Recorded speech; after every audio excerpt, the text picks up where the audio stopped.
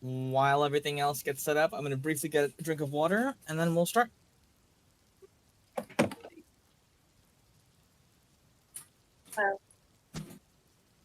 What's the Who's plan, prepared to team? die? Oh yeah. I don't know y'all. My character's gonna survive, so. Okay. Well, we know one's Wow. surviving. We just need to figure out which one. I guess yours. You know, I did make mine more designed to die, but since I put in the effort with the painting, can you guys sort of take the fall for that? You know, I did put the work in. Ryan spent actual human money on his art, so he should live. I'm fine with it dying. Okay, Ryan gets to live. Except Ryan is okay with the self-nerf, so he doesn't mind dying. No, that's why he's gotta live. Funny, I just want to make sure his character lives, but with a horrible cost. Oh, okay. That's cool. Yeah. Good. I'm looking out for you. Don't worry. Yeah, we don't want it to be easy for anyone. Yeah. Look, you'll get to be the one that lives, but also since you like nerfing yourself, we'll make sure you stay nerfed. Wait, what when nerf you are we lose even both talking your about? legs? What nerf happened? Anything. Oh, okay. I just feel like you are very cool with being like, this horrible thing might happen to my character, and Whoa, I'm cool are you with giving that. me a possibly unfair advantage? Wait a moment, Chino. Yeah. Nani? We're talking about how Ryan's a goody two-shoes. What the hell? That's In what way? He knows. I don't even know. That's not... I don't know either. I'm mighty confused. I don't know. If you look We at were making Alok and predictions about who was gonna die. Oh. Maybe it's better to make predictions on who's gonna live. I'm gonna put my money on Chino. DM always lives. like the actual die. Chino, like real life Chino. Like Yeah. I would also put a bet on that. Yeah, I think he's gonna live. It feels like a safe one. Yeah. All right, gang. You ready? Yep. Hell yeah. Whoosh. 7 years. The storm around you, above you, has raged on for 7 years, and you're still not used to it. Rain falls in dense sheets, batters the deck in furious rhythms that even seasoned sailors struggle to sleep through. Above you, the moon, the stars, the very heavens themselves have been blotted out by a dense blanket of thick scarlet clouds. Lightning, deep red and violent, cracks through the sky in wicked bolts, illuminating the dark canopy for a moment before all is lost again to endless, blood-stained darkness. Each of you stand on a different ship on your way home from a mission that you have successfully completed. Old merchant ships, personal vessels, small sloops and caravels. These are the vessels of the Greenlighters, ships that were never meant to see the ravages of war, ships that they could scavenge or salvage or put together with the limited resources they have. They're humble and not built for weather of this ferocity, but they sail anyway. Each of them outfitted with as many cannons and weapons as could fit to ensure safety on the Scarlet Seas. You're tired. Every single mission seemed to take a little bit more out of you than the last, and the end is nowhere in sight. But at the very least, your destination approaches. Each of you hears a loud gust of wind as the assigned wind cloak at your ship pushes the last bit of gale behind the sails to lead you towards a large bank of fog, unassuming, nearly blending into the surroundings, but you've been here before. You know that this is just one of many magical defenses to prevent the detection of this place. And you know you're almost for not home, but something that passes for home. You disembark, each of you from a different port at this island, fresh off the heels of that mission. You're greeted by familiar faces, comrades, allies, acquaintances. Their smiles are warm, but their eyes are grim with the shadow of this endless night. You receive nods of acknowledgement, a pat on the back, even a hug or two, perhaps a high five or a little fist bump. But even the sweetest of victories in the realm of the Wraith is tinged with a bitter knowing. The truth that the greatest triumph here to be won is but another day's worth of survival. But this mission might just change that. You look around at the stark sights of New Lagan. It's a humble place, a marvel of magic, one 5 years in the making, a fusion of ideas from the bright minds of the newly formed Dove Song Academy, and the few remaining Warforged survivors gathered together under the guidance of Elder Tinkerton. Ahead of you, what remains of Ravenhall Castle stands tall and proud, the holes in its walls and its battlements patched with stormwood and prayers. Much of the island was destroyed in the Battle of Ravenhall, following the events of the Quadramage competition, when the Red Wraith's forces clashed with the students of the various colleges, the Windcloak army led by Valair of Gallon, and the inscrutable entity known only as Azalor. But enough remained of that floating hunk of rock for the scraps to be sewn together and reanimated once again. No longer can it levitate and soar through the sky as it once did, but it floats, just like the old island of Lagan. Folks of all creeds and backgrounds have gathered here, united in one purpose: to bring an end to the storm. At the top of the highest tower of Ravenhall, a fire burns.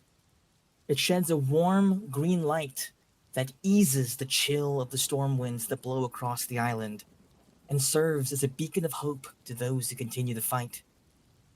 Beneath that flame, in a room that once served as office to the late Yeska Yashira, the Grand General of the Greenlighters has summoned you to a very important mission brief. I would like each of you to just roll initiative for me, just so we can see who we kind of follow first. Natural one. Alright, well, I guess we're finding out who dies first. Okay.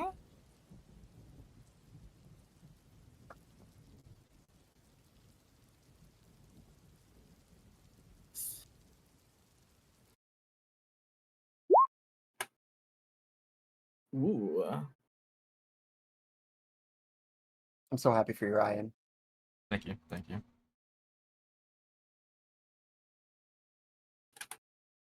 Sorry.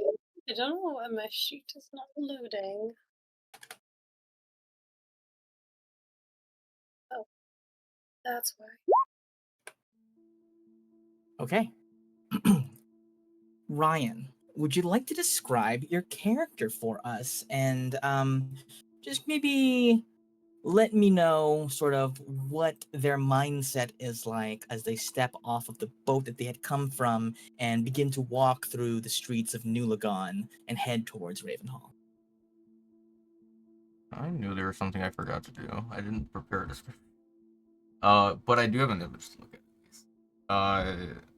Yeah, you want me to show the token? Yeah, you can. Our first candidate. Alright.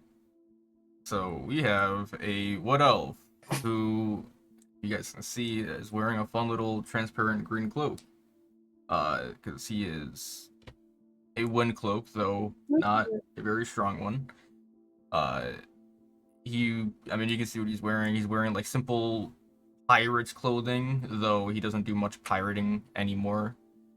And he kind of walks around, like sometimes just like hovering for a couple seconds, jumping around, skipping around excitedly. He seems very energetic, pretty jovial. Despite all the shit everyone's going through, he probably sticks out a bit as still Just a ray of sunshine. Yeah, still not. Yeah, I wouldn't say he's like he's not making everyone happy around him. I wouldn't say. I don't think he would be able to have that effect on the people going through all this. But he definitely doesn't seem affected by all this. Yeah, I guess that kind of covers his attitude too. Like he's definitely like determined still. I think like he's still focused on his task at hand, but he's not deterred or put off by any of the funny stuff going on. And what is your character's name, pray tell? My name is Janeer. Janeer. Okay. It felt like John Air. Wait, do you see the John somewhere? How do you know that? I love it so much. It's on the It's token. right underneath, yeah, it's Damn right it! Why underneath did you it. put that there? I wanted that to be some reveal later. God. It's beautiful. Thank Yeah. you. I wanted to pronounce it That's funny, a- but I wanted it to just be John Air. All right. Yeah, Janeer, you hop off your boat, your feet barely touching the ground as a cushion of wind kind of helps guide you off from. You probably don't even take the gangplank. You just skip off the side of the boat, kind of like glide a little bit down towards the docks. You see people are kind of looking at you, and as you have kind of become accustomed to, a lot of the people around you sort of give you very polite nods and a lot of like handshakes of like, thank you for your service, thank you so much for what you're doing, Greenlighters couldn't do it without you. You walk along and you see it's a very common thing for the Windcloaks who have chosen to ally themselves with the Greenlighters, and these supply missions, the secret missions, the combat missions, the rescue missions, very few of them would be possible were it not for the accelerated pace afforded by having a Windcloak aboard your ship. And it is a commonly acknowledged thing that pretty much you guys are part of what keeps the ship afloat, to use a little metaphor there. And you are afforded a good deal of respect. I think people are a little bit put off by your extremely cheerful demeanor. A few of them are kind of like, well, I guess somebody's gotta be happy. Wouldn't do for all of us to be completely miserable, I guess. But for the most part, a lot of people are they're almost envious of you. You possess a lightness, an airiness, if you will, that is hard to come by in this day and age. As always, as you walk along the streets of New Lagon, you've been here a lot. This is where you come to receive your mission orders. You're pretty much always being shuttled off to one ship or another. There's very little time that you're able to really spend on dry land these days because your services are so highly demanded. However, you do know the way to Ravenhall. You make your way up a long, spiraling path up to the front doors, and I guess I would like to ask you, what is Janeer thinking or feeling about having to go on yet another mission, except one that everybody promises is super, super, super important that you can't even really talk about it? Man, what would he think? He's probably just excited to be back out there. He doesn't want to sit around. He doesn't want to be just like organizing supplies or whatever. He wants to be out there active in the field. So he's pretty fine with it. He's excited. Hell yeah. The influence of the Red Wraith over the wind around you, all encompassing as his influence has grown to become, is an omnipresent sort of sensation. The feeling that the winds that you weave are not fully your own, that you have to exert more effort than you used to 7 years ago to maintain control over your own impact. But here in Nulagan, it is easier than anywhere else. The combined efforts of all of the mages of this place has consecrated as a one last bastion of defense, of safety in this dark and stormy world. We turn from you as you approach the steps to check in on Viv. Would you like to describe your character for us? She is a human soldier. She is pretty stoic, but she does have the air of like a leader in battle, kind of. Yeah, she's got purple eyes, which you may be able to see, you may not. Yeah, you want me to show the token? Yeah, sure. I don't even know which one you picked, so it's a surprise for me too. Oh, yeah, that's true.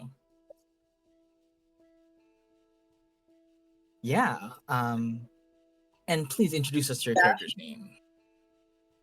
Her name is TK, and until recently, I would say that she was very lower level soldier, and I think it's only been more recent that she was promoted. And she's got like a vibe about her that you can't really put your finger on. You don't feel like getting too close to her. Yeah. Yeah. You step off the deck, you move to kind of walk down the gangplank, and you feel a hand on your shoulder, and the burly man that had been sort of fighting on your side. The mission you've just come back from was basically a rescue mission. A few people got shipwrecked out on an island that was infested with a lot of the monsters. Like a lot of the sea monsters have been rising up and colonizing some of the small islands kind of scattered around Ela, the unmarked ones. And they had sent out a distress signal. So the Green Letter sent out, a few of their stronger fighters. You having just recently been promoted, I think people didn't really know how good you would be in a fight. But the man who stops you, you see he's heavily armored, kind of like black spiky armor, huge. You would guess he's never really taken off his helmet, so you haven't gotten a good look at his face, and he's completely covered with armor. But judging on his height, you would guess he's maybe like a half orc or maybe a Goliath. Like somewhere in that range. He just puts a hand on your shoulder and he goes, "You fought good." Oh, yeah. Thanks. You fought good too. I think I like the move that you did, the spinny one. Yeah, that's my cool. favorite. Yeah, where you like grab your weapon, you just spin in a circle. Yeah, I can teach you that one. Oh, sure. Usually I'm not used to getting so much praise post-battle, but... Oh, that's surprising. Thanks. You fight like 3 knights. Well, just lots of training, practice. Well, when you get back from big, super, secret, important mission I'm not supposed to know about, we should have spar. Yeah. Sure. And you see he nods to you and sort of like turns away, and you just see him like walking back on the ship, and this seems to be kind of like a more permanent situation for him. Like this is like his ship that he kind of runs. He's not the captain. The captain is this kind of scrawny looking sun elf. She kind of bosses everybody around. But he's kind of like the muscle that kind of runs the ship basically. But never the one making decisions. You watch him walk away, and you head down the gangplank. Not a lot of people know you yet specifically because your promotion has been so recent. But you still, anybody who's walking out of a ship, off of a ship safely, is sort of a cause for celebration. So you do get your fair share of fist bumps and kudos as you ascend on the way to the steps. And I think you're only a few paces behind Janair here when we reach the door. We're going to cut from that, and we're going to go to Liz. Liz, would you like to describe your character for us? Yeah. She is a tiefling, very tall, muscular, wearing a set of plate armor decorated in wolf paraphernalia. I think she's probably fairly intimidating to look at her because she has bright golden, like wolf-like eyes that sort of pierce through you when she looks at you. But sort of a quiet and like withdrawn demeanor. Just very like business-like as she walks down the gangplank. As you walk down, you hear a voice call out, "Hey, Dev." You turn around, and it's sort of the lady of the ship, Ebby. You look at her, and she is standing there, kind of arms crossed, like she's kind of like burly, like kind of black, sort of lacy top with like these ripped pants going down, and these boots, like lots of piercings, sort of like tattoos of like wolf iconography and a moon on her arms. She goes, "Good job today. Saved a lot of lives." Thanks. You too. Nice work. You wanna... I'm sorry, I don't know how to ask this, and I mean this completely platonically. You wanna howl real quick? Like a platonic howl, like a friend howl. No, I know you mean It's a different pitch platonic, than but like romantic howls. only when nobody's around. I'm much too shy for that. Okay, well, that's fine. I get it. Just, Before we having go, I'll stop by. Okay, good. Whatever your mission you're on, I mean, I'm one of the captains, and even I don't get to know. So, if it's dangerous, I hope you take care. You've been a good ally. You're not like the other green lighters, because you like wolf Think stuff that's a lot. compliment? Like you're really into wolf stuff, and I really connect with you on that. I just sort of like point at her whole like 3 wolf howling at moon tattoo. Exactly. That's what I was going for. I'm just like, we are kindred in this way.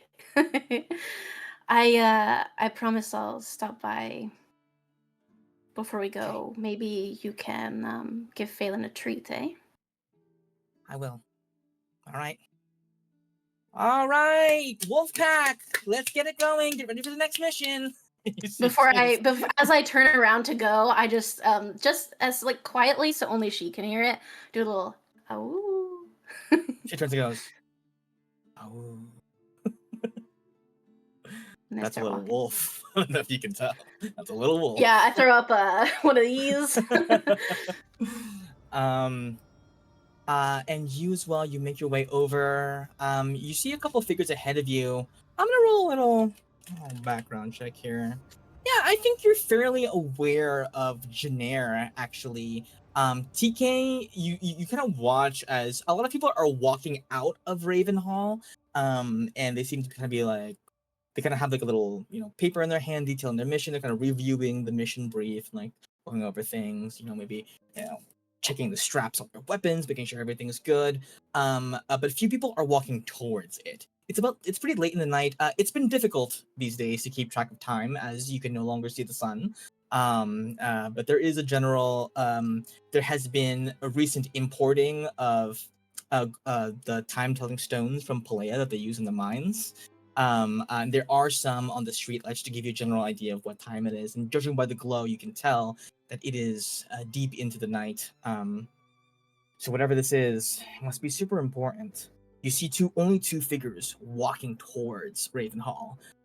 You see Janair, who you kind of recognize as, the assignments for the Windcloaks are kind of random. They kind of just go where they're needed at whatever time. And I think maybe at one point or another, you guys have been on the same ship, but it's up to you guys how close you would like your characters to be. I would say with TK specifically having been recently promoted, maybe a slimmer chance that but you've been around for a while in the organization, so you might have seen a lot more or met a lot more people than others have. And you reach the front desk, and then we switch over to our last PC. I was about to say Gal. Tylen, would you like to tell us about your character? Yeah. She's a half elf, rather tall. Has somewhat of a poofy outfit. If you can show the token, Mm-hmm. Absolutely, I can. She walks forward with swag. God, one of these things just doesn't belong. Yeah. Call out Red's character. I mean. Yeah. I'm sorry. That was mean. But yeah, she's basically walking without a care. Lots of swagger with each sway, and she looks like she's in total control. Great. What is your character's name? Maria Mountborough. Maria. Got it. Okay. So, Maria, you step off of the ship that you had come from. How long would you say you've been working with the organization? Would you say that this is one of your Yeah, I'm more of a first? I'm more of a contract worker. It's off and on. I'm a mercenary at heart. I go where the money is. Yeah, you go where the money is. And they happen to be the only ones that are alive to give me money. Yeah, you see before you go, you hear a voice going, excuse me, hold on. Hold on. You don't want to go leave without taking this. And you see a little gnomish man, kind of a scruffy mustache, scruffy beard, kind of unkempt hair, walk up to you and he goes, your gold, milady. Well, hell, thanks, sugar. I appreciate it. And I take the gold. Hey, no problem. Listen, the green lighters, as much as we try not to seem that way, we're a bit more strapped of really strong fighters than we'd like to be. And if you want to make your situation a little bit more permanent, there's lots of opportunities, upward mobility, you can get promotions, a little bit more gold, better room to stay in. Would you ever consider something like that? How much more gold? 10%? How about we go for 30? 30%. You drive a hard bargain. You are a little bit low on good people. Give me a persuasion check. She's not good at it. He goes, okay, look, listen. Right, this is gonna come from my own pocket, but I can make the difference happen. I can make that 20% happen. It's just, look, the Magic Division. Wait, hold on, sugar. I said 30. You just said 20. Yeah, that's the difference between 30 and 10. Oh, okay. I thought you were lowering it down. No. I mean, I'm willing to pay. I was about to stab you. Thank goodness. Okay, well, I'm glad you didn't do that because my boyfriend is very powerful and he would mess you up.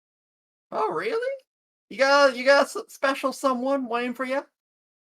Yeah, well, I mean, he's usually too busy to talk to me these days, but yeah, technically.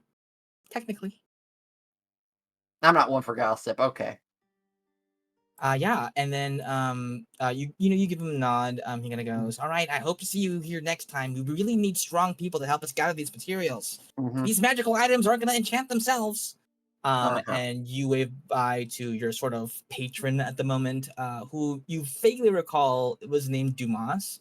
And you move along down. You move along down the road towards Ravenhall. You are the last to arrive. And so when you approach, the sort of like front desk man is already addressing a wind cloak. Janair, a sort of like kind of scraggly, kind of gregarious, portly looking man sits there at the desk and goes, "Hey, Janair, hey, how's it going, man? What's up? How's it going? We got a job My or something? favorite guy. My Ah, favorite you're fucking my guy. favorite, John. What's your name? Jeremy. Jeremy. My favorite Jeremy. So, what are we Yeah, doing dude. today? Oh, the fucking usual. Making sure the illusion engine's in tip-top shape. Got people running around on that. We just got a fresh shipment of food from Edelheim. That new strain of wheat is really proving like super resistant, or whatever that means. Does it taste good this time, or? It tastes. Okay. Yeah. Yeah, that's fine. That's definitely. Cool. You know what? I'll say this. It has a flavor. Wow. Okay. I mean, yeah. So did the last one, but I'm looking. Yeah, forward to it kind of tastes like. Yeah, I think I understand. Like a lot like. You know what I mean? You're not saying anything, but yeah, no, I think I get you. Yeah. Yeah, so, exactly. Am I supposed to head on in, or do I have to wait, or? Yeah. Let me see here. Janair. You're we're waiting on 4 people coming with you. And I think that might be them behind you there. And I think this is the first time each of you, as you go, kind of like filter into the main hall, the entrance hall of Ravenhall, where once a different group of 4 individuals once stood ready to be sorted or classified, whatever the fuck I called it. And you see, it has been kind of like this is as you have known it, always been this way, but kind of like battered, almost suggestions of what used to be an extremely opulent, grand-looking entrance hall. It's a little bit more dilapidated, kind of covered in like maps and charts, and like there's like crates of supplies stacked in corners, and like unseen servants shuttling, boxes from place to place. It is a mess of chaos and disorganization, but it is, it is one of the arteries that keeps this beating heart functional. As you all turn to see each other, what do you say? To Janair, I probably give like the bro nod. We've probably met, because right? I assume we've met before. Yeah, you probably at least, met. like, served on the same ship or something. Yeah, it's up to you if you want to be like acquaintances or like friends or buddies or whatever. It's totally up to you. I feel like I unless Janair like was trying to be friends, I feel like I'm very reserved. So I feel like he's a friendly guy. He would definitely like be annoying, like poking, but like he wouldn't care if you were reserved. Like he wouldn't be upset. I think she'd probably just say, "Cheerful as always, a pleasure." Hey, Dev, what's up? Oh, you still calling me that? Okay. Like Well, that's fine. And I just like give a little fist bump. And who are these? Alok so much likes this. Hi, Dev. Fuck. It's a thing now. Did I say that correctly? Or Technically it's devotion, but you can do whatever you want. You did say it a little wrong though. It's like Dev, like you have to be excited about. Dev. Yeah, there you go. That? Yeah. Okay. I'm TK. Just beautiful. 2 letters. You can say in however diction you want. I don't think I got anything for that one. Change the meaning, I don't think. I look over at Maria. And you? She looks pointedly at you and TK, and since there's a little bit of time, Chino, is it okay if they just tell me if their strength score is equal, superior, or inferior to 18? Is this an ability you're using? Yes. It is know thy enemy. Yeah, I can tell you that. I guess you guys can tell. Mine is Mine is lower. not. Tell Mine's her lower. that. I am an equal. Oops, I did not mean to drag another. What marker was there. TK? What was TK? Lower. Lower. Lower. All right. Your I'm answers are Mario lower and equal. Okay, I'm Mario Mountborough. My friends call me Anna, and only one of you can call me Anna, and that's D over there. Well, The don't bit act is no one calls each other by their actual name. I think specifically devotion, just no one says devotion. It's too long. No one says It is too long. in the heat of battle. Step down! I love it. Also, I've been promised a little bit of an extra for this job. Extra what? Gold. Y'all are getting paid, right? Probably. With food and clothes on my back and a place to sleep. Yes. Oh, there you go. I'm in it for the love of the Yeah. game, baby. That is actually very accurate. So, what TK said is very true. While there is the option to be paid in gold, there are few places these days to spend gold, and most people offer to take their payment in like extra shares of rations or like more comfortable living spaces. To as kind of repayment for risking your life. The Greenlanders sort of like, hey, obviously we're gonna take care of you because you helped take care of everybody else. So not a lot of people trade in gold anymore, but the people on sort of the mainland, that's where you can spend gold. The trouble with that is a lot of people on the mainland have been converted to the Red Wraith cult. But if you can keep it under wraps and like blend in with them, you could definitely spend gold there. Just as a little aside, world building wise. You see Jeremy from the desk goes, oh, well, looks like everybody's nice and acquainted. Love to see it. It's here. Okay. Yeah. The GG of the G wants to see you herself in person, which is kind of rare. So I don't know. Whatever you guys are up to, must be pretty crazy. Go ahead back there through the steps. It's the teleporter that's third from the left. Is the one you want. Good thing. I'll see you later. All right, see ya. This fucking guy. Oh, where's that red? Bye, Why is there a red generic flag by my favorite head? Jeremy. What the fuck? Fucking love that guy. Alrighty. I'm already tired. You got Oh, no hey. ropes. Hey, Janair, before you go, when you get back, let's have a drink, you and I. It's been a minute. Since It's a promise. All right, I know you won't break the promise. I won't break a promise. Stand up, act, guy. And you guys walk over up the grand steps that are kind of like cracked and crumbling at this point, still held together by some magic. And you approach sort of a row of teleporters that used to kind of be like sealed away, only to be used by staff. But sort of that wall was also taken down by all the damage from the Battle of Ravenhall. And you guys take the third one from the left, and it beams you straight up in front of the door of Portia Porthammer, Grand General of the Greenlanders, GG of the G. And you can hear. Go give me a perception check if you.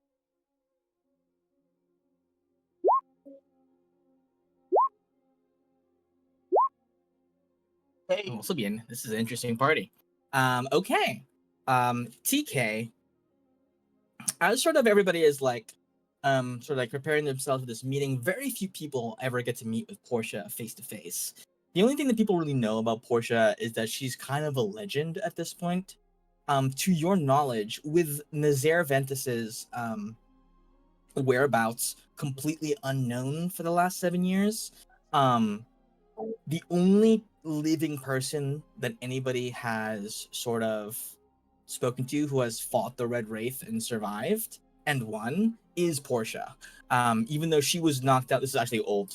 This is from before, and that you guys learned this as your old characters, but she was knocked out before the conclusion of the fight and would had to be like revivified afterwards, or healed afterwards. So she didn't see the ending of that fight, but she did survive it.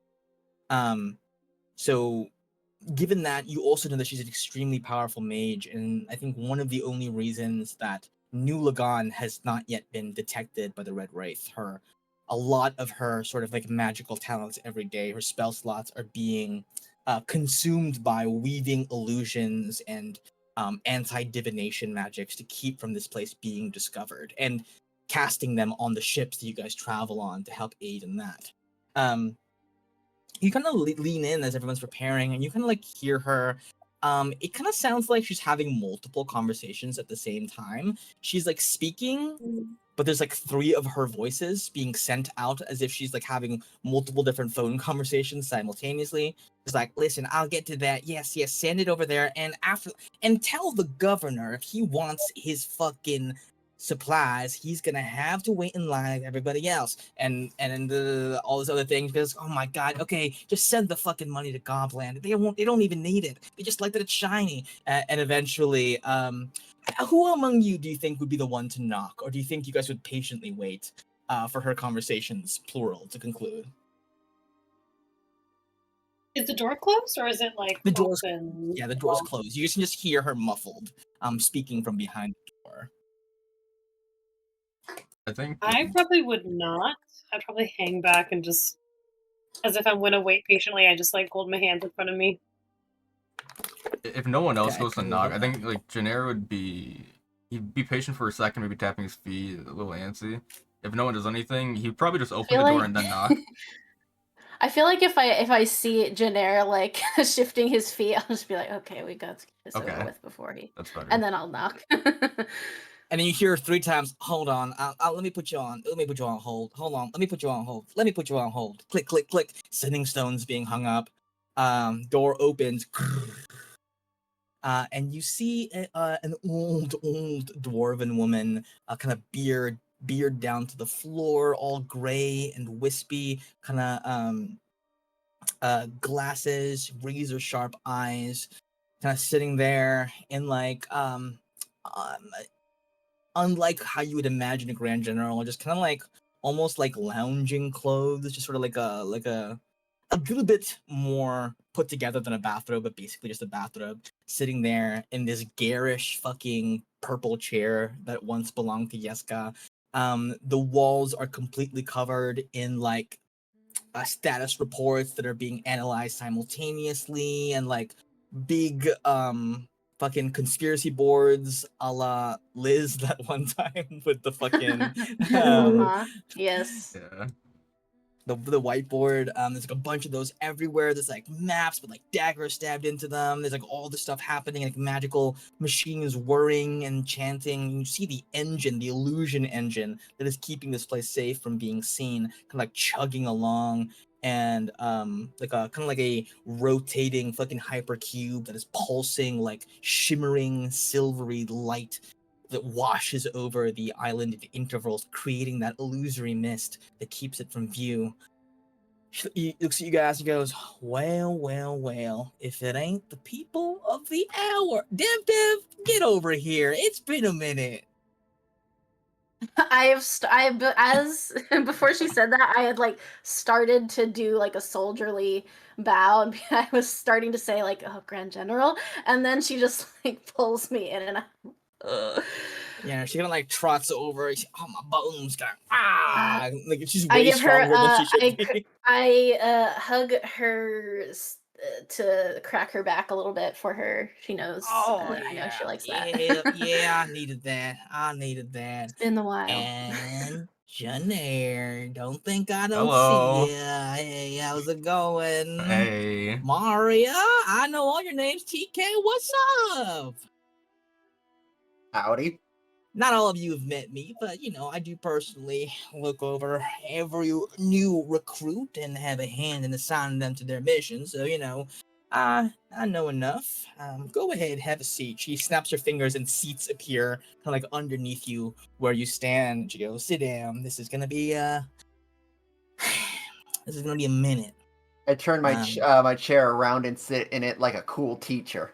Oh yeah, Riker sit. Hey, I fucking love your energy. I I always fucking bring it. love that energy. And you see, she also turns around her chair. She turns around her chair, but it's like a fucking gamer chair. So she's actually standing on the seat part, just like doing like that over it. As a dwarf, it was not built for her. It was fucking Yeska's fucking gamer chair. Always standing up on business. Respect. Hey, I just like to keep it cool with people who I may or may not be sending off to die. Fair enough. And I think it might be about time to get to that grisly business.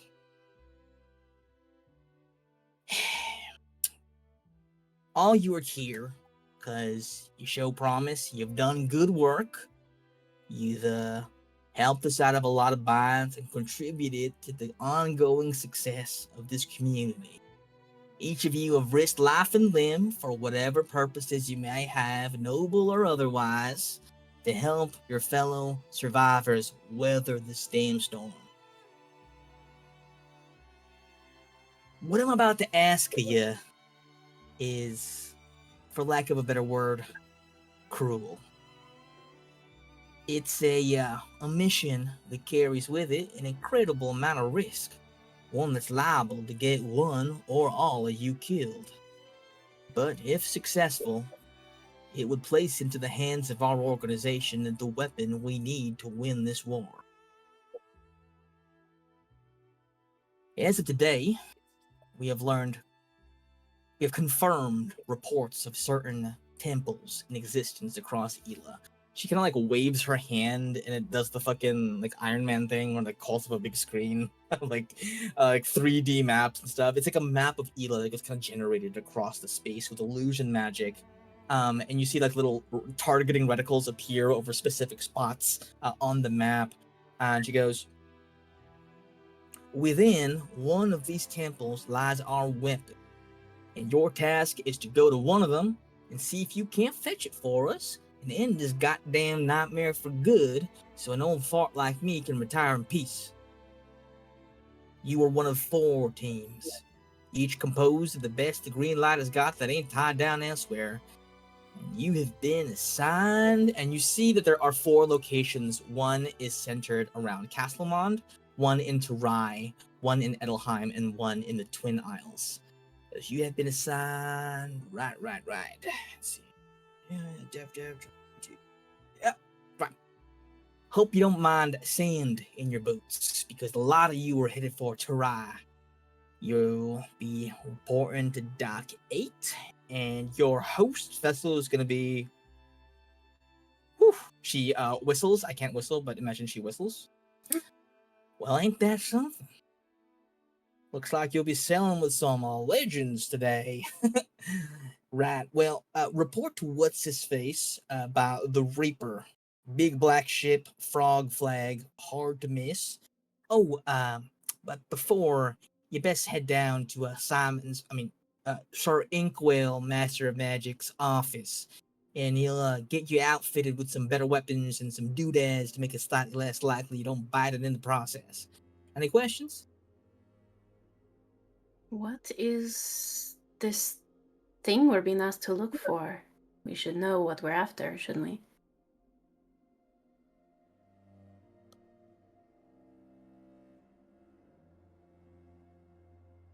We're looking, well, it's a story in a couple parts, I think. We're looking for several magical artifacts, the nature of which is difficult to explain. One of which is a ring that carries within it the fearsome powers of a goddess chained. One is an amulet that presides over life and death itself. Now, you can imagine how important such an item will be for us, given that, well, resurrection magic hasn't worked in a little while, so.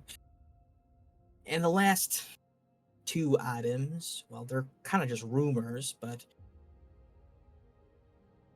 there are rumors of a shield that may or may not be identical to the one wielded by Queen Ada in times long gone, and a mysterious mythical source of untold magical power that even we don't really understand the full form of.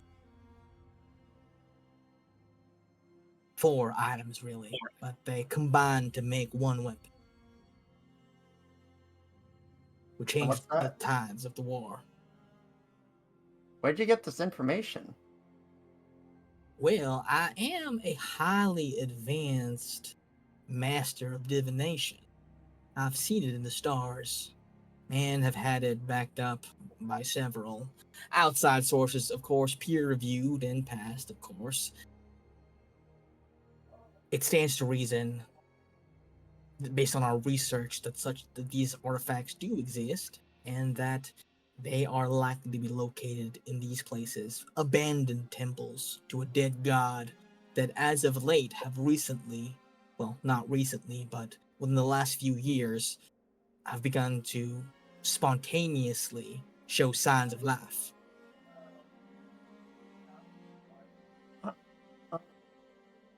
With all your great divinations and whatnot, got any good info on what we'll be facing?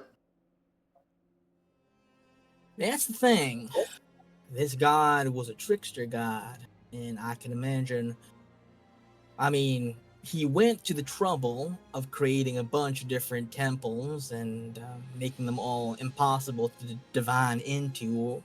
So I can't even confirm without going there personally whether or not the weapon is in there. But I would imagine the layout of each one is as confusing and convoluted as the last. My advice for you all is to expect anything and everything, and to take these with you. She pulls up a little case, actually a kind of a big trunk, and she flips it open, and you see that there are a row of kind of like spherical depressions, most of which have been emptied out, except for like 8 of them. They are white spheres. They could maybe fit in the palm of your hand like a crystal ball, inside of which swirls a faint, pulsing fog. She goes, "These are the last few ones that exist, and they are basically only good enough for one last use. We consider this mission to be so important that we decided to use all 16 of them for this purpose. I would have you know that we, your leadership, understand what you are asked to do at times seems impossible, daunting, dangerous, and that we would part with our most dear resources as well because of our belief in you and our desire to keep you safe and ensure your success in your journeys. So take them. They're little, and she explains to you how to use a portable porn. Never thought I'd be holding one of these. Well, you'll be one of the last 16, actually. The other 2 groups have already come in and gotten their missions. The Edelheim group and Twin Isles group. Should be another group coming in like 40 minutes or so, an hour or so. That'll be the Castlemont group. We're hoping that one of you is successful, and perhaps even the ones that aren't might still find something worthwhile to the cause. Can everybody give me an insight check? Oh, not good. TK.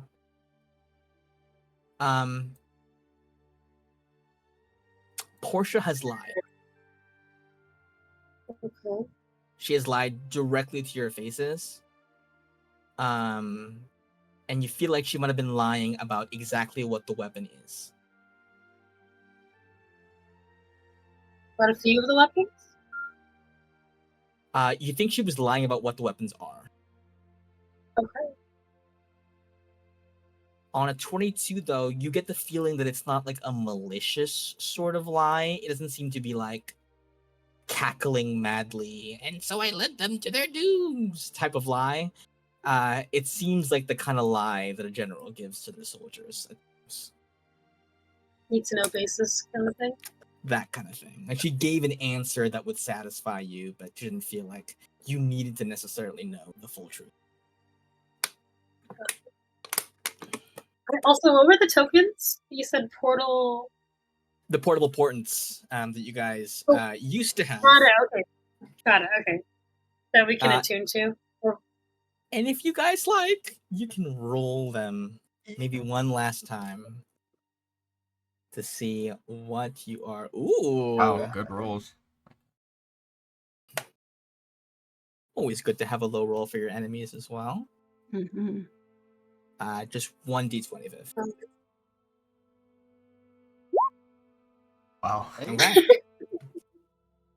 2 5s, Honestly, a yeah. 10, and a 16. It's a good spread. Yeah. Yeah. 2 to help you succeed, 2 to help your enemies fail.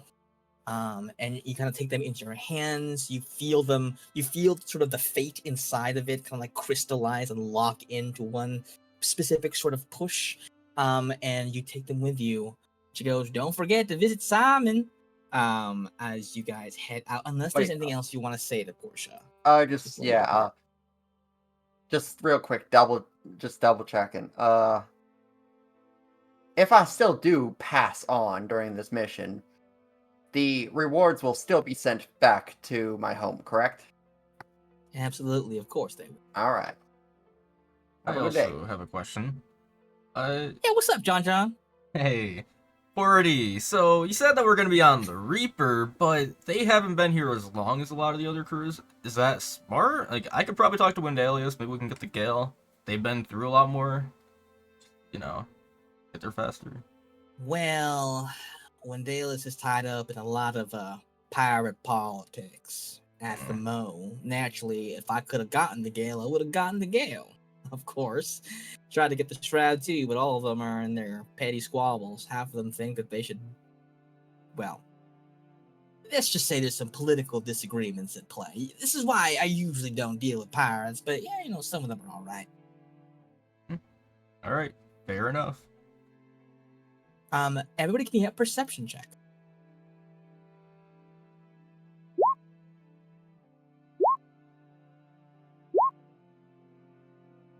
All right, good job. Good rolls. As you guys turn to walk around, you hear the faintest muttering of an incantation as Portia casts a spell. Most of you do not perceive anything beyond like, oh, I think she just cast a spell. You cannot divine the purpose of the spell or what it might be. But TK, I had to stop reading your names on the fucking rolls. TK, you hear almost imperceptibly the sort of creak of what might be the sound of like a door or like a floorboard or a chest or something wooden, and the faintest flutter of wings. You don't know what that's about, but it's almost like something is now following you in some capacity.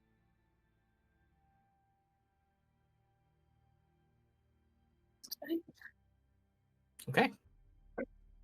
Can I linger back to see if I hear anything else?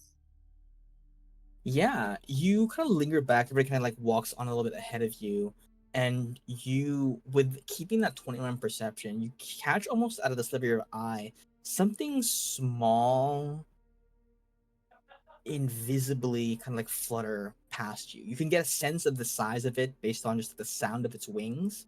Very faint, almost imperceptible, but with the 21, you can just barely catch it. You're like, okay, kind of small wings, must not be that big. With your knowledge, you would have to assume it is a familiar of some kind that is being sent to accompany you for whatever purpose.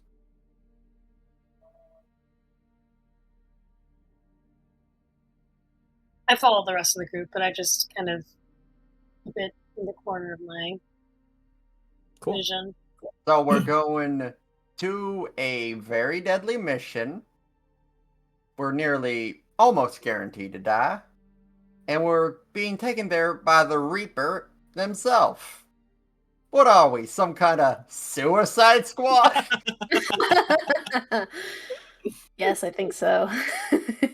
All right, I I just had to understand. get that out. Nothing. Maria gets inspiration for that. Hell yeah. Yeah, you guys make your way. You guys have been to Simon's workshop before, probably on at least maybe one occasion, especially those of you who have been there for longer. You kind of know the path. You take a teleporter down. You cross a moving staircase. You again open a portrait or something like that. There's a tunnel that leads down, and then you have to we climb gotta on like a. we It's gotta like answer the riddle and like, oh god, it's a hard one.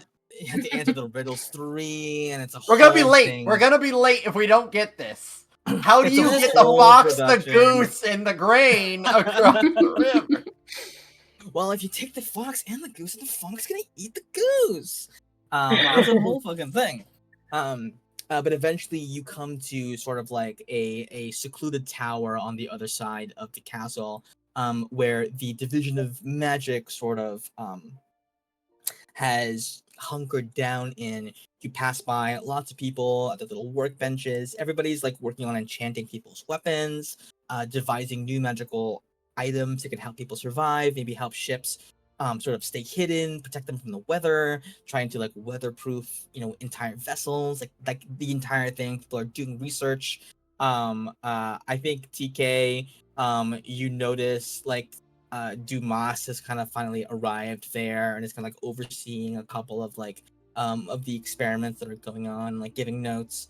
And eventually you get up to this little office, and the door is kind of ajar, and you see an invisible little mage hand comes over, opens it for you, and you see Simon Inkwell, who most of you have maybe only heard of. He's a pretty busy man these days, as magical items that are not in some way tainted by the Red Wraith's influence have become pretty difficult to find, and he's one of the more preeminent wizards at this time. You see him, he has sort of like a patchy beard now and a mustache. He's got a big scar on his face. He's wearing a Some deep real black. fights. He's seen some shit. He's wearing a deep black coat with like olive branches embroidered on the cuffs and like a white dove across the back. And you see his tome no longer held in his hands. You guys wouldn't say no longer, but a tome floats alongside him, radiating a fearsome magical energy that sort of like intermittently and for no discernible reason flips a bunch of pages and then glows, and flips another back another couple pages and then glows again. You have no idea why it's doing that. If you had to guess, it's maybe just for effect, but you don't know. He looks so fucking sick. He Why is turns Simon around. stronger than us? He turns around. It's been 7 years. Yeah. He's been grinding. He's been farming fucking rats and on some island, getting stronger for this very moment. He turns. He goes, "Good, you're here. I don't have time to baby you with the details, so come on, fork over your weapons. Your main weapons, by the way, your bread and butter. Hand them over, and I'll use what little enchanting oil we got left to give you a fighting chance." Each of you can select a weapon or a shield or armor, whatever it might be, to enhance at this juncture. It will be given a +3. Question, DM. Yeah, what's up? So my sword also has the grappling hook attached to it. Does that also get the +3? Yeah, sure. All right. Hell yeah. Why not? I'm the only person that's ever had a +3 grappling hook in D&D history. Yeah, you've made history today, my friend. I have no weapons or armor or anything. Could I do 2 then? Well, shit. Damn. She got there first. 100% could. You see Simon goes, "Oh, you're a magic caster. Great. A kindred spirit. Very cool. Listen, best I can do for you is I could hook you up with like a free mage armor." I guess that works. I already used a spell slot for mage armor, but You can take that back, and I'll cast a better one on you. Okay. Or you can give your other one to the lady over here. I'm fine with. I think that's cool. Yeah. Wow. Yeah, no, I don't Rumors really about need you were anything. What rumors? I hope they're good. You're just a jolly guy. Very generous. I wouldn't say generous, but Listen, I don't say this very often, but do you want to like get a drink after this just to commemorate? You know, after your vacation? absolutely, and that's a promise. You promise? Yeah. And you know what the rumors about me say? I don't break my promises. Janera's going on a bar crawl after this. With everybody on New Lagan. Look at all the flags this kid's throwing out. This is my favorite bit. This is my favorite bit of all time. He goes, okay, great. I'll send them down to the workshop. Next thing, they're on the table. Each of you can take one of those 16 items and only one. None of us knows which of these temples are going to pay off, so each team needs to get some love. My advice, diversify. You never know what you'll find in the temple of like a trickster god after all. And he shows you a big table filled with a bunch of things, and I will role play that he explains these sort of as you guys are like examining them. Each of you may pick one, or you can just pick 4 together as a group. And if the name is not self-explanatory, I can give a description of them. If there's any that seem interesting to you. Ooh. Ooh. Okay. Can you explain telepathy spores? Oh yeah, these? Okay, so you see this mushroom? If I bonk a bunch of people on the head with it, then they all gain the ability to communicate telepathically for a certain amount of time. But you can't How long? You can't be too far away from the mushroom though, so you will have to take it with you, so that not everybody can use it. How long? I think about 24 hours or something. In range? To mushroom. The range on that? Oh, to the mushroom? At least one of the affected individuals has to be within 5 feet of the mushroom, but the range of the spore network can be as far as 80 feet.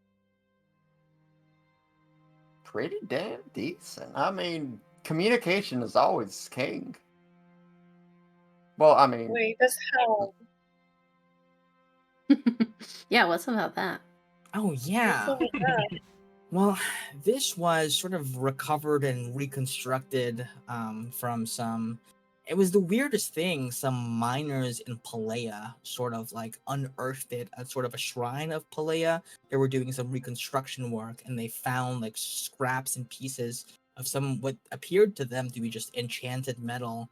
You know, sold it on the black market. Eventually, it ended up winding its way over here. And well, to my understanding, this seems to be fractured pieces of what used to be a zodiac artifact. Do you guys know what that is? I heard of one whip. I have no idea. That's it. Yeah, I mean, most of them are, probably gone or destroyed or whatever. But they used to be like this myth that something really cool would happen if you got all of them together for whatever reason. The gist of it is that this used to, I think, hold some angry guy's spirit. I don't think it does anymore. There's some other spirit in there, or just pieces of a will. It doesn't work quite as well. Also, it's been mostly destroyed. I have no idea how I even got in that shrine in the first place. It almost feels like Palea was trying to give something to somebody. I don't know. But what it basically does is if something would sort of drop you, it kind of lets you keep going just a little bit longer. At massive devastation to your body afterwards. That doesn't sound like fun. Pretty good, too. I mean, hey, and I elbow TK right by me. Maybe we should collect all of them. Take this one just to get the one for the starter, you know?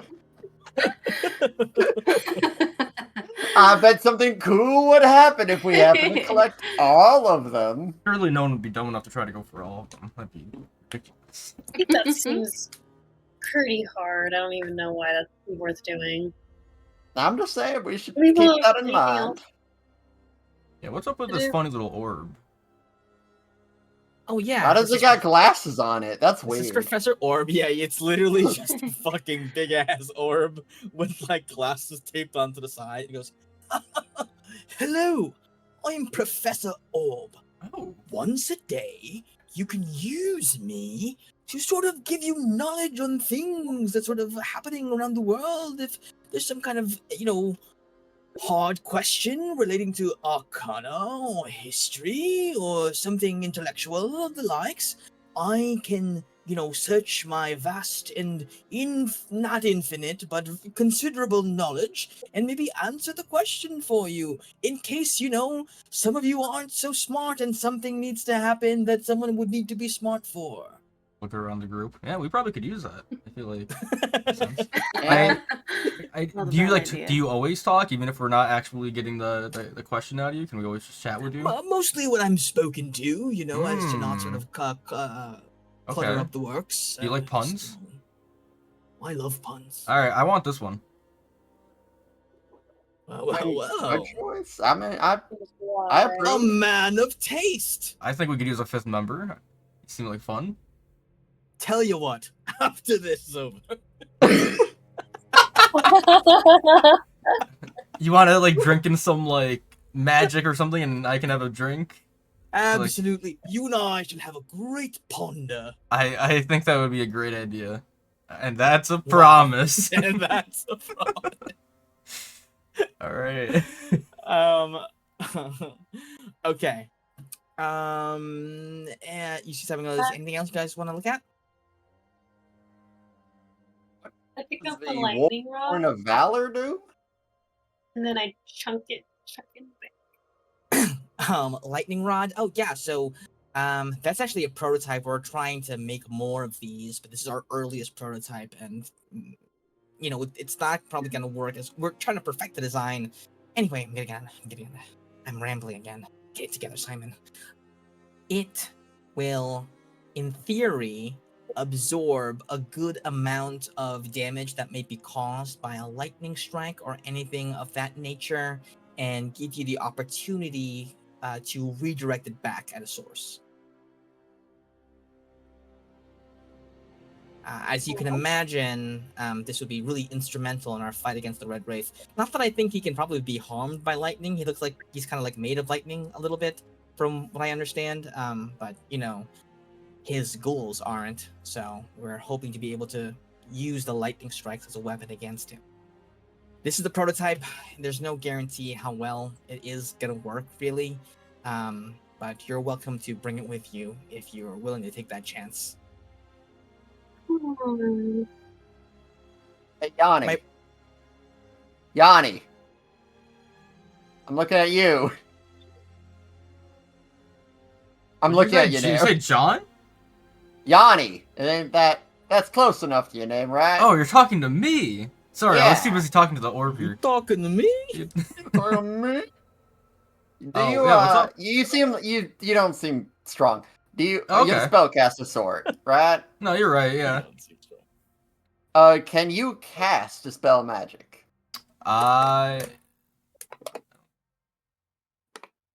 No, I cannot. Maybe that's Let's a good option too, cause during I the- don't know a lick about magic, just that it hurts. I guess the orb kind of is for everyone. Hey, I mean, if you guys don't have anything else you want, it probably wouldn't hurt. But I haven't had to spell magic before, and I don't think I need it. I've never needed it before.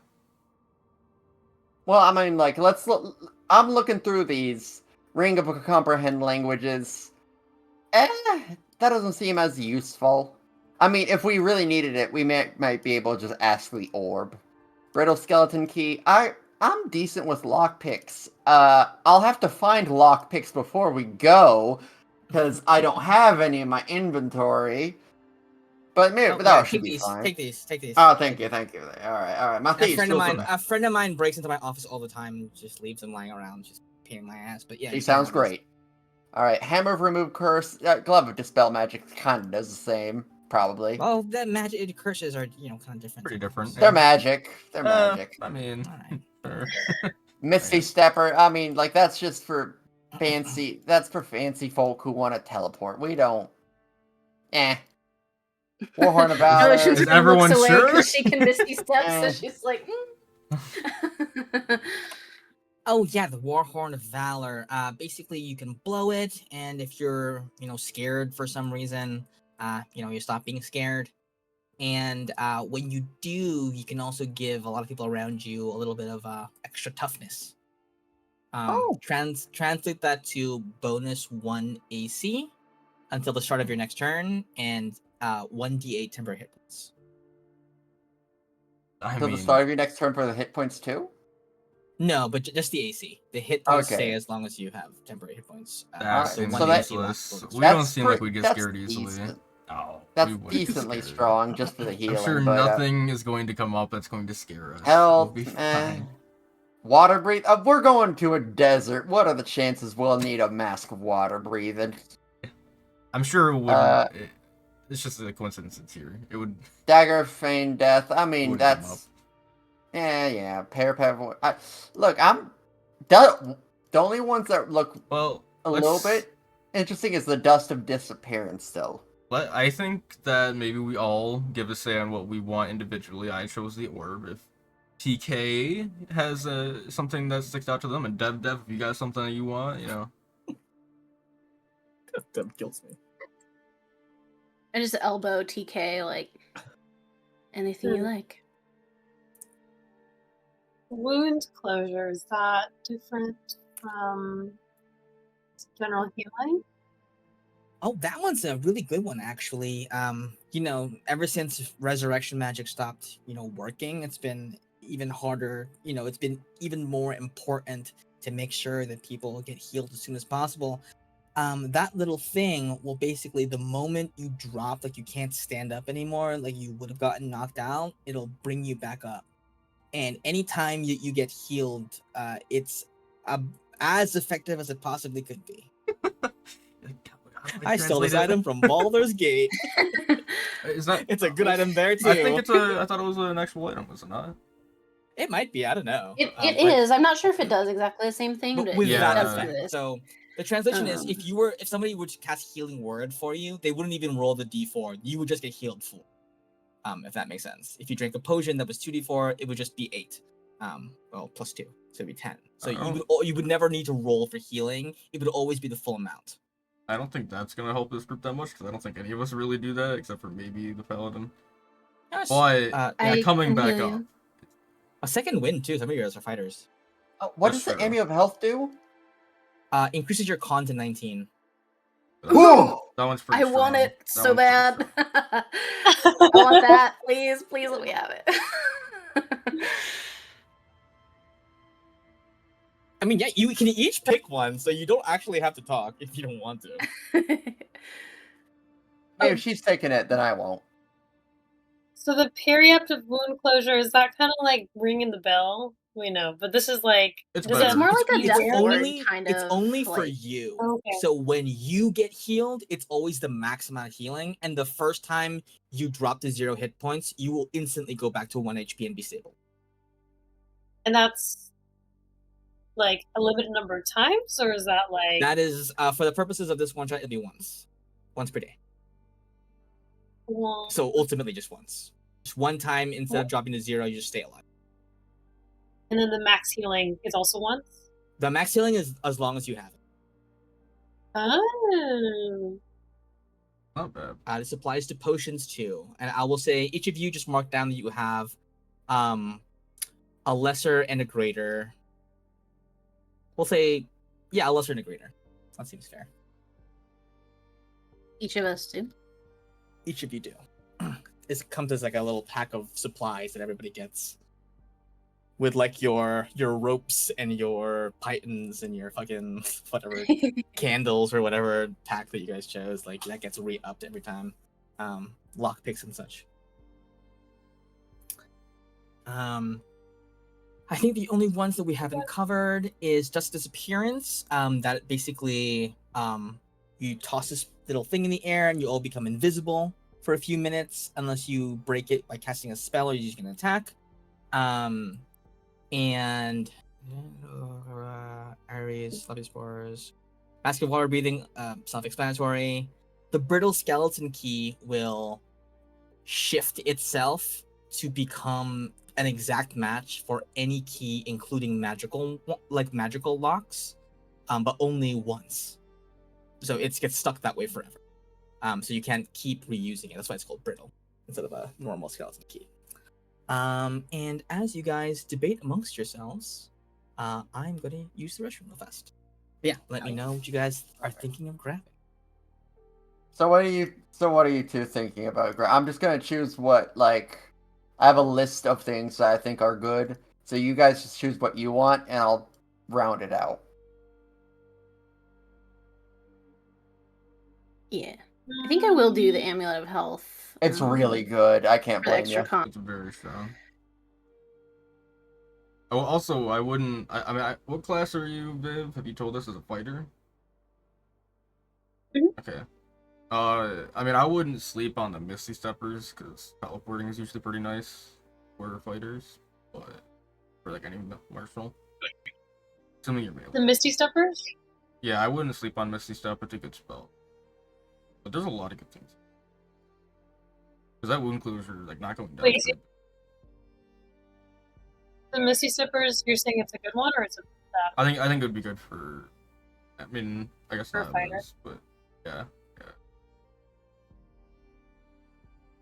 Do you know Misty Step? Basically, You know just means that I have Misty Step, and I can use that as like a. Is that a bonus action? Yeah, bonus action. It's You a can bonus teleport action, 30 yeah. feet. And I think it requires Yeah, line that of would be sight. pretty good. It's a place you can see, yeah. That's good. I do think the parry up at wound closure is pretty good. Mm-hmm.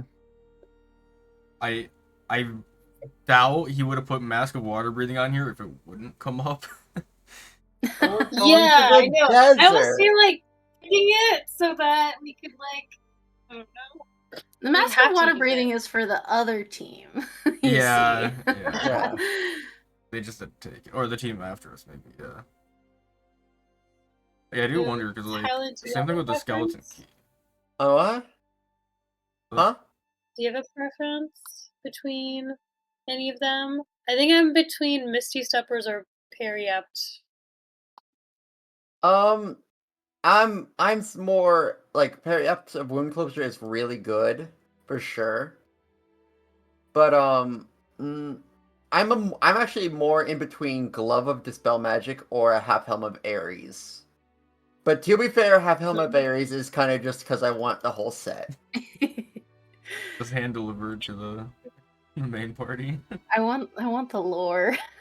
I want to know what happens. Also, Simon, don't you know where that came from? I feel like you should know, but Right? maybe not.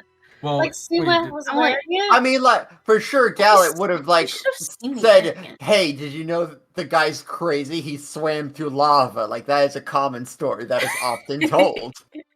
It's okay. Simon did just doesn't- Simon? he's I didn't too hear the traumatized. story. Did Simon say they found like the other half of it, or they say? They Years they ago.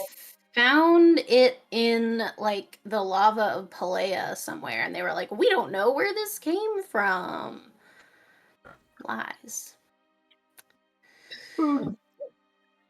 Alright. It's a Well, cover-up. I feel like the glove of dispel magic would be good because none of us can do that. yeah. Does But what I'm going to do is I'm rolling a d2. First Sounds one is good. Glove of Dispel Magic. Second one is Dust. I mean, not Dust, but Half Helm of Ares. Oh, yeah. So R1d2. It's back, baby. I'm getting the Hell helm. Hell yeah. You finished this. We were gonna just Me like hand contriving wave a Ares. We're way to getting get it. this fucking thing to you guys. They won't have all the set because one was destroyed. It's like a replica. It's most of it. It's most So- of it there. So how do I use it? What happened? Oh yeah, you just kind of like put it on. It actually would look like pretty sick on you. It's like red. It goes with your outfit. Yeah. Although I like my hat a little bit more, but you know, if times get to needing. You see that the helm is actually, it's strange. It's this like red helm with like, curved horns. but it looks like somebody shattered a helm, or like destroyed it most of the way. And so there are like pieces of it that are like missing, but even so, the whole thing stays together as like one piece, if you will. As if those parts were still there, even though they're gone now. So there's like a piece that's like right here that kind of goes over your cheek, but it's not connected to anything. But when you take off the helm like this, it comes off with it. There's like kind of holes in it and stuff.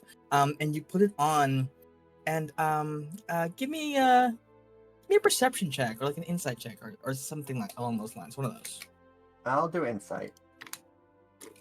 Solid 11. You feel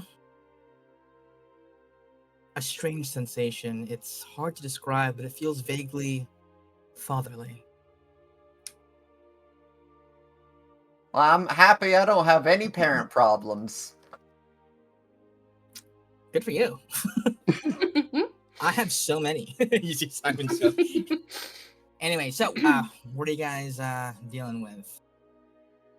Or picking, I mean. DK?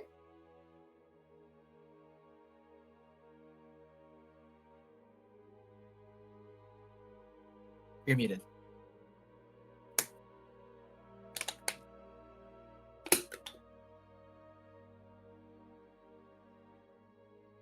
You're still muted. Oh yeah, it does. I like the slideshow. Yeah. So framey. It's like an You old GIF. You can really like hone in on her eyes moving. It's really Yeah. interesting. Can you wave back if you can hear us? Oh, she froze. Oh no, he's gone. Good.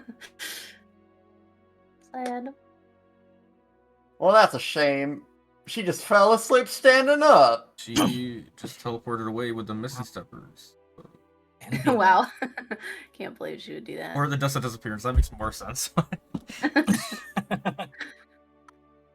Yeah, real quick, I tried to do the dust disappear just to see if it would work. Mm. Wow. It worked we really have, well. like, we only Oh, have hey, one use welcome for that.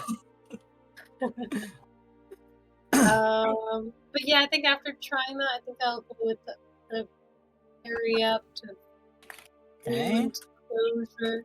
Wound closure. That was we the got one that. use of the dust. She's like, We got, it wasn't that fun.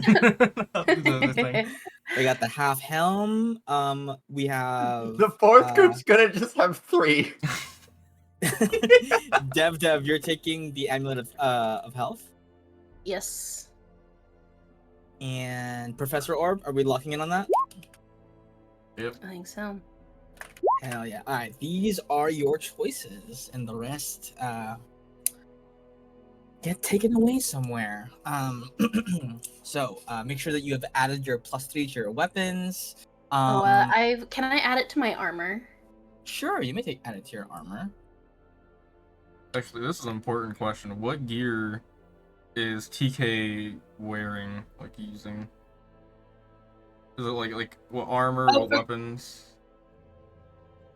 Let me see. I have a short sword, crossbow, chainmail, Okay. And what do we got on and a shield. devotion? I've got a long sword and the shield and the plate armor. I almost want to give my +3 to devotion. Only if you use it for something armor related. I'll use my one on my armor. If you want to give yours, I will put on the sword. But the first one, I think I'll put on. Wait, can I break mine up into a +1 for the 3 of them? So they all can get +1 on something. Simon goes, hell yeah. Alright, cool. I'm the fucking Sick. Grand Wizard. Who do you think you're talking to? You're right. Yeah, You're I right. like You your are pretty good. style. We're gonna have a drink after this. Yeah. Oh, we've already promised that. Oh wait, Okay, you're how saying would you like this? to break up? How would you like to break up your plot? We'll just say I'm not gonna that choose Simon for knows a way to just make the enchanting oil do that. We'll just say that. Just use use a third of the oil. Yeah. So yeah, I guess all of you guys can just choose one thing to be +1 on top of I'm it. gonna get my armor a little higher because I want to survive a hit. Ryan, would you like me to make it spicier so that something would be worth it for Janera to take, or would you prefer this? I mean, the only thing I would have said is like a trade-off for instead of +3, if I had like +1 to AC or not AC, my spell save. Like Ooh, that because I don't really do That's- attacks. So. That's more fun. That's pretty good. I would allow that, or I would say either take that or take 2 sorcery points. What do I do? Let me see what I do with my sorcery points. Just so you don't feel like you have to because there's nothing there.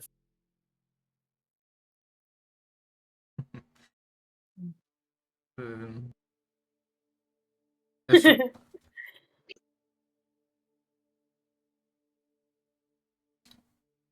yeah, I'll do that. Screw you guys. I'll take the 2.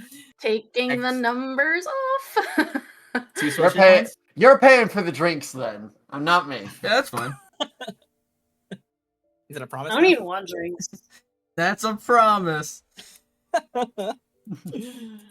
Incredible. Okay. Although not to be super pedantic, but like, could I split up the +3 into something being +2 and something being +1? Sure. Yeah, hell yeah. Because devotion is just like, I feel like I should have a magical weapon that just seems wise because Sure. You all can split up the +3 to your liking. And that's to the attack roll? For a weapon, it's added to both the attack roll and the damage. For an armor, it's added to the AC.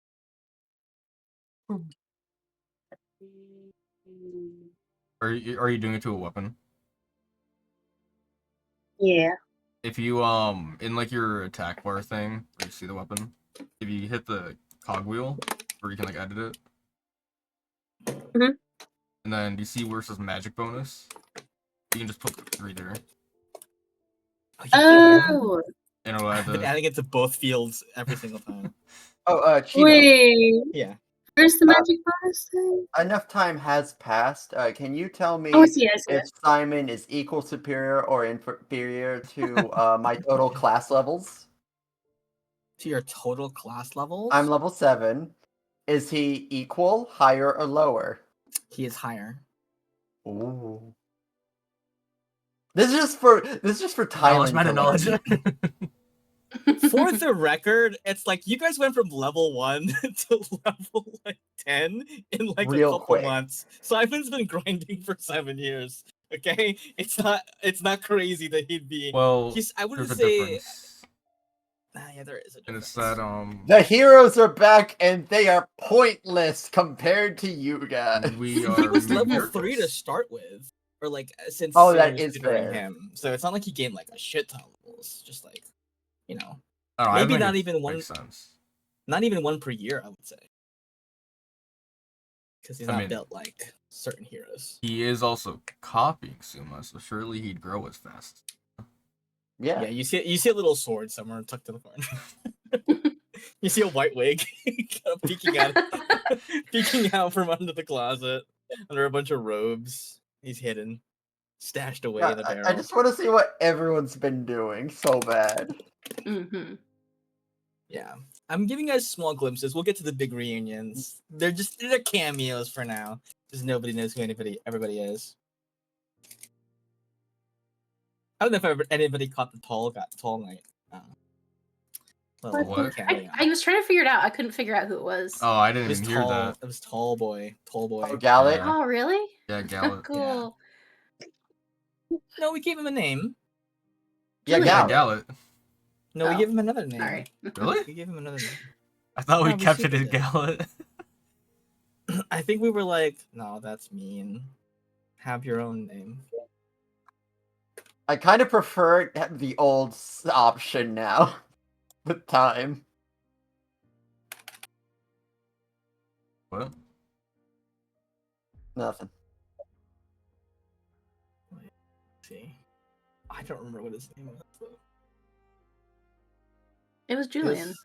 Julian. God Yeah. damn it,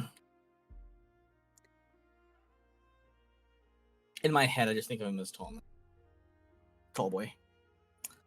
Okay, so you have everything that you set out for.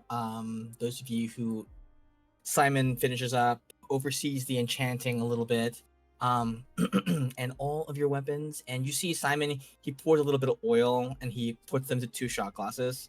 And he goes, listen, these aren't going to last forever because this is not really how this oil is supposed to be used. But Janair, if you knock these shots back, you'll have a little bit more extra oomph to your spells for a little while. Okay, don't have to tell me twice. Yeah, they'll probably last for like a few weeks or so, and then they'll kind of start to fade off. But I'm sure you'll get a lot of use out of them in those few weeks. Oh yeah, no, for sure. I plan on doing a lot of jobs after this one. Yeah, absolutely. After our drinks. Okay. Okay. So you guys move forward from that. You collect your magical items. Each of you attunes to whichever one you attune to. And you move on. You go down to Dock 8, and you see standing before you, rocking on the waves, is a large black ship with sort of tattered sails and a bright flag with a big frog on it. The figurehead is a mermaid that maybe looks like somebody didn't do a great job of turning into a mermaid, but it sure is technically a mermaid right now. And It's a real fixer-upper, huh? The legendary real- ship, huh? Sorry, man, real you guys need to see fixer-upper. the Gale. It's so much better. I feel like you guys would have loved it. We're stuck with this one. These people. Yeah, I heard better Next stories mission about we the can- Gale. yeah. Yeah. You walk forward and you see there is a sort of an elf in front of you. He's sort of like helping people like load things onto the ship. You see he's kind of just like, yeah, no, that's not gonna hold. You're gonna want to retie that. And you see as you walk up, he goes, oh hey, you must be our +4 people going on the mission, right? Yes, Yep. indeed. All right. Well, welcome aboard the Reaper. My name is, and I'm really excited to have you guys on board. We've heard good things about the work you guys do, and looking forward to getting this mission out on the road. Yeah. I'm sorry, I didn't catch that. What was your name? Oh, it happens all the time. It's I'm gonna let that one go. Thank you. you are certain he said something. You're unsure. You could even swear that you heard him say something, but it's almost as if the moment he finishes saying his name, it fades out of your mind. It's It like just that thing drips. though, where like you ask someone to repeat themselves so many times that you're like, I can't do it one more time. Yeah, Exactly. Whatever you said Exactly. on, like I can't. I'm Yeah. sorry. You're just like, oh, hey, you. I'm gonna say something bold, and I think Janair would actually hear the name and say it. Like he'd remember it. I think he is Oh my someone God. that somehow would. Go ahead and give me a wisdom saving throw Yeah, to that's see if you fair. can overcome the curse. We'll give you an advantage. We'll give you advantage for How's that that? because I think Janair. He tried to, but I think it's exactly what Liz said. Like he was like, I think you hear Shaggy. okay, yeah, Shaggy something's Bear. a little I think off. you hear Yeah. Shaggy Bear. Like you kind of like, oh, I think Shaggy Bear is what it sounded like to you. But you We'll remembered go something at the very least. Shaman, the shaman. Shimon. Oh, is that like a nickname? Shasha! Hey, Shasha! I'll see you around the He does ship. this all the time. It's just his thing that he likes to do. Don't worry about it. Wow. No, I love it. I've never had a nickname before. People usually just call me Hey You or Guy over there or what's his face. Yeah, no, But maybe I this I is- understand that maybe- actually. I'd probably do that too. Maybe But I'm this gonna is call you Shasha. like a turning point for me, you know? It could be like a Shasha redemption. Oh, Take inspiration. did you Good hear what that guy over job. there just said? That's crazy. Anyway, hop on board. You can meet our acting captain. And you guys walk aboard. You see there's a lot of people. You hear a lot of people going, hey, how's it going? Hey, what's up? I'm Nears A. That's Nears B. That's Churs A and Churs B. And that's Skirms. Those are the Skirms. Those are the Skirm boys. You don't want to mess with the Skirm boys. I'm just gonna help you figure things out on the ship. The Skirm boys are not to be fucked with. Weird. But to be clear, you guys don't Might have any be the names. weirdest ship I've ever been on. Yeah, the ship has a very strange vibe. A lot of the people here, because like it's a big pirate ship, you would expect there to be a lot of members, but some of them almost feel like they don't exist, like they stop being there when you're not directly looking at them. It's a very strange phenomenon. But perhaps, yeah, go ahead. Can I do a divine sense on this? Oh hell yeah! Yeah. Just because she's getting a weird feeling and she doesn't know what it is, and so it's just like a reflex at this point. You detect an extremely powerful undead presence, and you quickly come to realize that it is the ship. You don't sense it from the people walking about, but you do sense it from the ship itself, because a lot of these people are no longer. Actually, I would say you sense a little bit of undead energy from some of the people on the ship, but not all of them, and especially from the ship itself.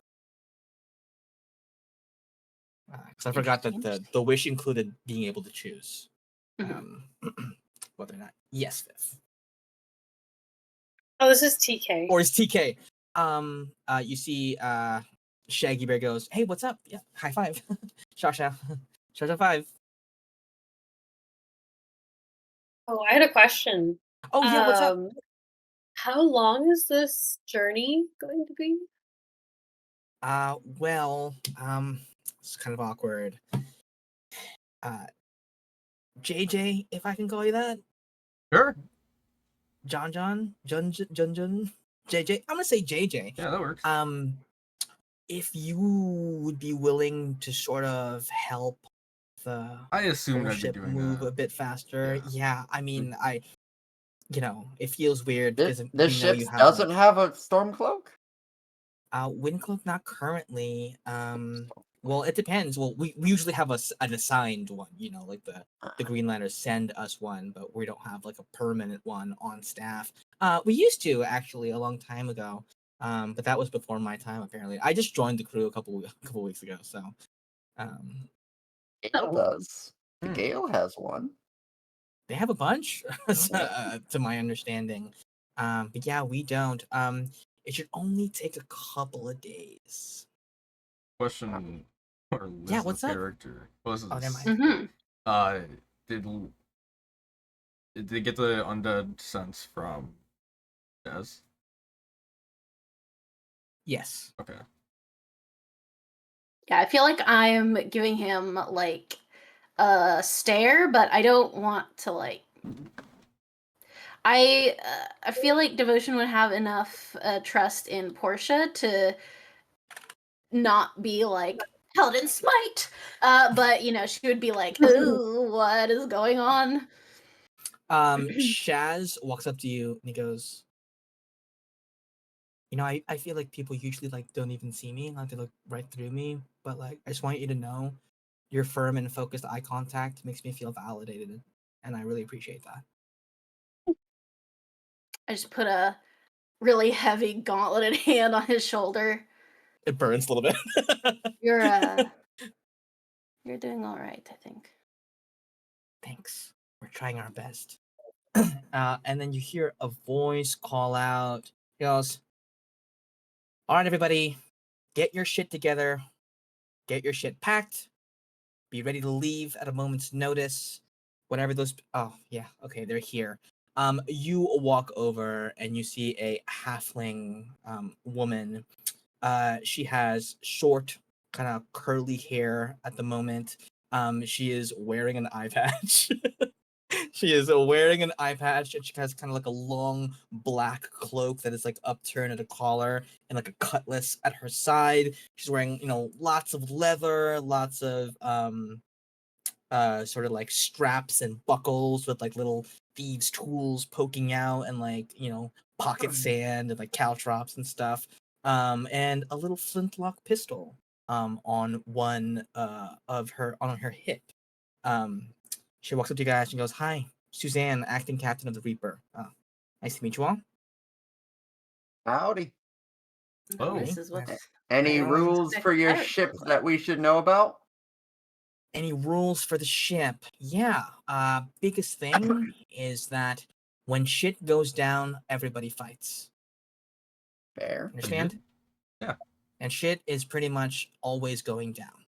So, basically, if there happens to be a monster attack, God knows, we all know how common that is.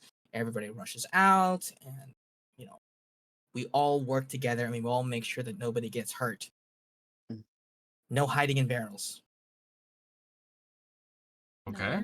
No People stowaways? Yeah, I mean that's What is usually the rule for most ships. Okay, good to know. And just in case if we don't see you, who's the first mate? Right now, acting first mate is a good friend of mine named Dell. All right. Yes. Ryan. Oh, never mind, Yeah. Ryan. Yeah. How much do our characters know about the main party? Do we know That's a that they used to be great- part of the ship? Do we know that Gallet was a captain? That's a great question. We I were would say infamous to a degree, right? you were certainly infamous. Your exploits were, heard of. You killed a king or two or whatever. Especially, I think Janair. I think so. Each of you would have different levels of knowledge as to what that party did. You all would be aware that they had a certain amount of notoriety, that the Reaper was an extremely wanted ship by the Lockheed government, and other governments across Ela.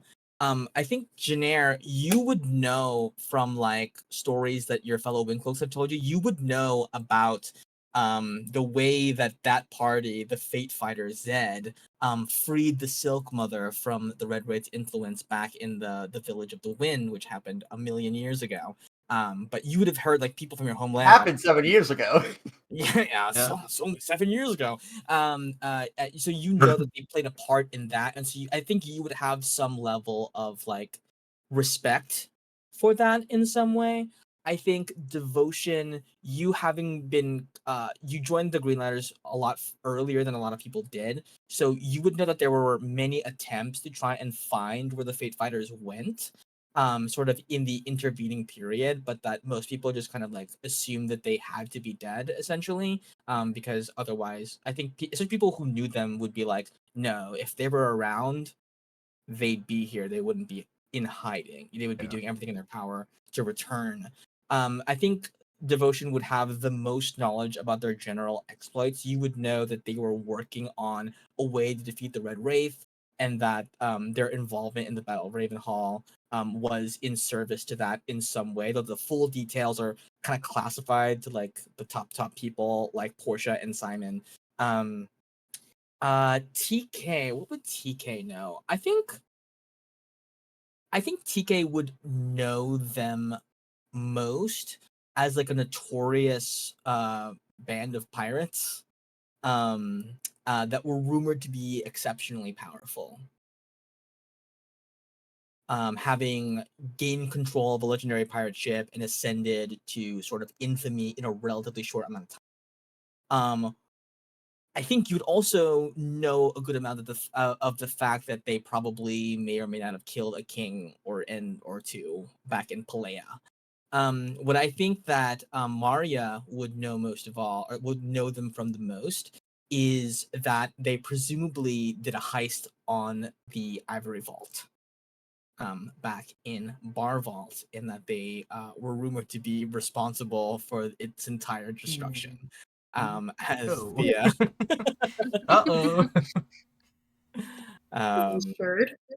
Actually, that's why we were wanted, isn't it? Is it? There are many reasons why we are wanted. Would there be many? What have we really done other than that? I mean, King Killer, like well, that was part of that's, it. Yeah. A lot of your like wanted Against the status shield. at the beginning, yeah, exactly, was manufactured by Gawain. To be That's fair. right. That's right. But to be fair, now it no longer needs to be manufactured because we did fight shield members on the one island. Yes, you did. So that is what you guys would know. And you see Suzanne goes, great. We're heading to Dry. I don't mean to be so short and curt with you guys. It's just I have some personal business to attend to there as well. Hope you guys packed, good clothes for the sand. I hear it can get pretty cold out in the desert, especially at nights. Not a lot of heat these days because there's no sun.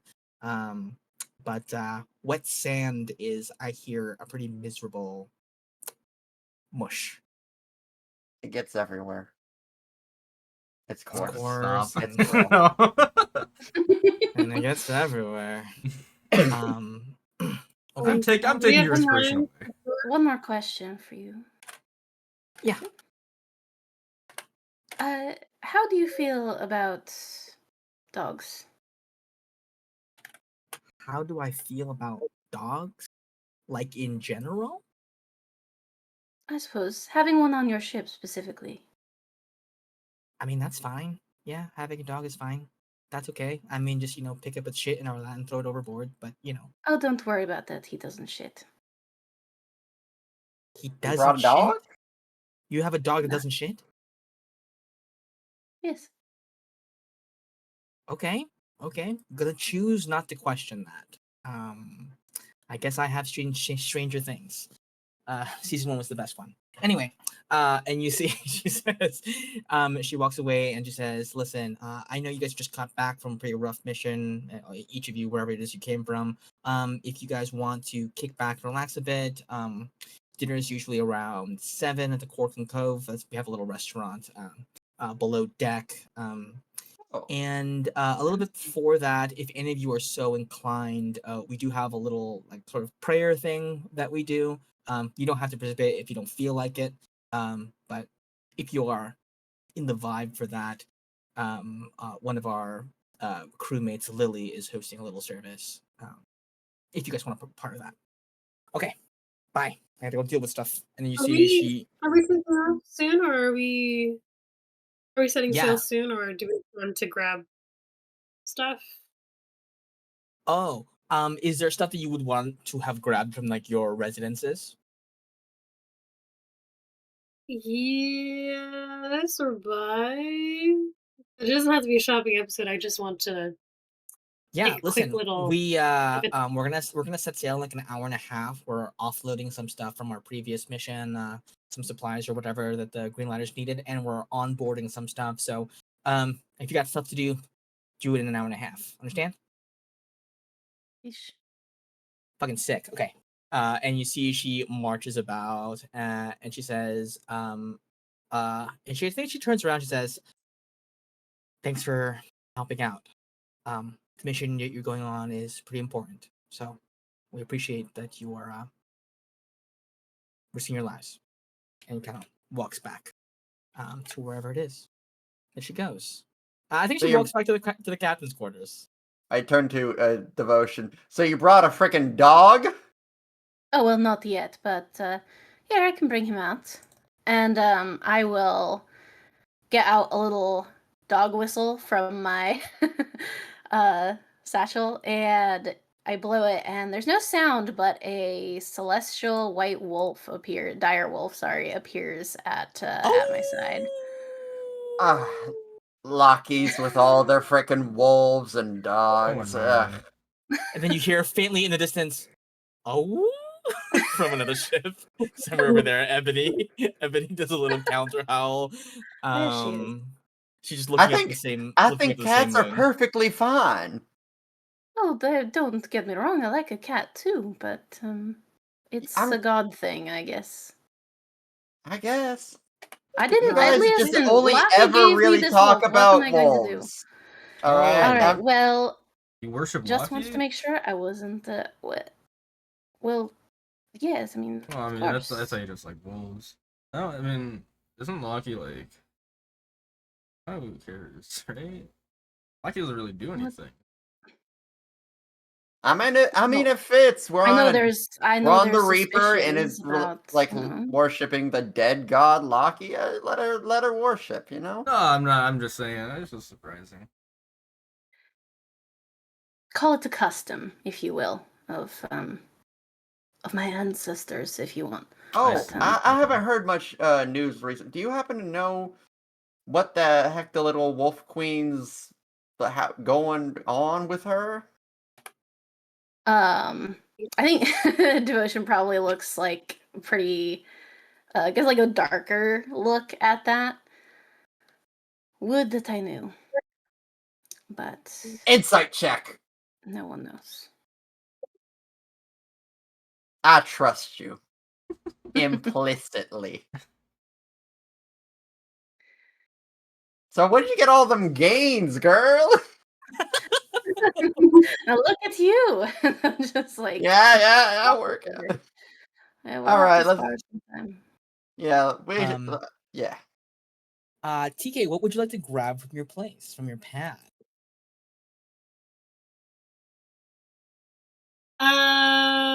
I probably wouldn't be able to get it from my place. I'd have to go to like a nearby shop. Sure, yeah. What will you grab from the shop? Or if you want to keep that private, you can just let me know. You don't have to say that if you don't want. I'll let you know whatever. I don't trust that smile. Secrets! You I are- love secrets. You're cooking something. She I Yo, love I'm just secrets. getting supplies. Wow, guys, can I be super honest with you guys about something? My plan was for us to already be in the first combat by this point I in had a time, but we've been having feeling. No. so much fun. Imagine. You're throwing the Okay. Reaper in That'd be front of so us for fun. talking to them. Yeah, I figured it's like it just made sense, and I'm going to dinner. I'm going to prayers. Listen, you don't. You don't understand. I'm talking to everybody. I want to know what's happening. I do. I want to find someone while TK's gone. Yeah, who do you want to find? I guess actually anybody, any crew member. Maybe one of the ones that's more important. Sure. In terms of they don't blend into the background. Yeah, you find a crewmaker who doesn't blend it into the background. You look around, you see leaning up against the railing, strumming on a lute, is a very handsome drow man. He's very lithe and lean, and he's wearing sort of like a dark purple, sort of like flowy vest, like embroidered in gold, and these like white hot pants. Just like fucking short shorts. He's strumming on his lute. Long, sort of like white ponytail. He looks at you and he goes, "I haven't done this voice in a while. Ah, you must be the one of the green lighthouse that is joining the ship for a little bit. How are you, handsome?" I am, and you must be a music person because you're playing music. That's awesome. I sure am. Wow, do you play like for people? Like at the dinner or whatever. Yes, I have. I have been known to do such a thing. Yes. That's cool and all. So I got a question. Your crew, everyone here seems kind of weird and boring. Do you guys have a pun thing? Do you guys do the pun thing? I don't see anyone here doing anything with puns, and it's kind of weird. Well, out of respect for our former captain, we have decided not to engage in puns. He found them a little bit distasteful. He got a little bit sort of like manic every time it sort of happened. Right, okay. Yeah, there was like a week-long period where he happened to meet like several captains of the legendary ships and was sort of like the whole time like, is everybody doing this? And it was like a whole thing, and just sort of out of respect. I mean, we are all still obviously holding out hopes that he is somewhere out there, and so we will find him. But while we wait, we honor his memory. It's been 7 years. I would stop waiting, and I would choose a pun thing because it's seriously very just weird. It's a legendary ship. You need to have puns. Well, we think that our overall aesthetic and kind of like cool, mysterious vibe is sort of like doing a bit more heavy lifting than sort of ham-fisted puns, wouldn't you say? Fair. Yeah. Yeah, you know what? You do that, and the ship will continue to leave people in despair because it's awful. But that's fine. All right. Have fun with your music. Some people simply have no culture. You know, he calls back being after kid? you. You know, you talk down on the Reaper, but lots of people dying to get on this ship. And sort of like turns away and walks away after I dropping like narrow the my weapon. eyes and I give like a nod. Respectful. Yeah. He's like, Yeah, okay. yeah. I like your style. Yeah, he's catching on. I like this one. Alright, that's the After a little while, TK returns. Not looking like she's brought anything like large with her or anything like that, but yeah, you return having found what you set out to find. That's what you needed. Just supplies. Some cheese. Some bread. A culinary, my gosh. Do you not have this in your country, like bread and cheese? Like, it's actually very just, simple to make. I can It's show a you. little bit. It looks more colorful than the kind that the clerics make. Oh, yeah, it's like a orange color. I think it's called American. American. Can't say as I've had that particular vintage, but You hear Yes. Nico from the corner. I prefer Pepper Jacques.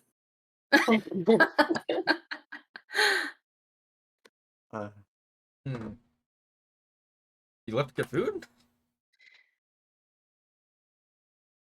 No, I mean, I just can't really stand normal ship grub. I just have a very weak stomach. Pretty sure everyone's eating the same thing everywhere. It's kind of rationing it out. But Oh yeah, I mean you all can ration, but what? I What does have that mean? I have food. Okay, that's weird. I just, you know, are you like from a fancy place or something? a fancy place. No. No, I It actually just seems grew like you up. have higher standards than the rest of us. Um standards, just like different tastes. Yeah. But yeah, I wouldn't like that cheese, so it's definitely different. Yeah, and some of the stuff that you guys eat just makes me Orange, unnatural Yeah. color, but Yeah, Sir Craft does very good stuff. I've heard of this Sir Craft. Pretty good. With the whatever those things are there. I'm gonna go do the wind thing. You have fun talking about your.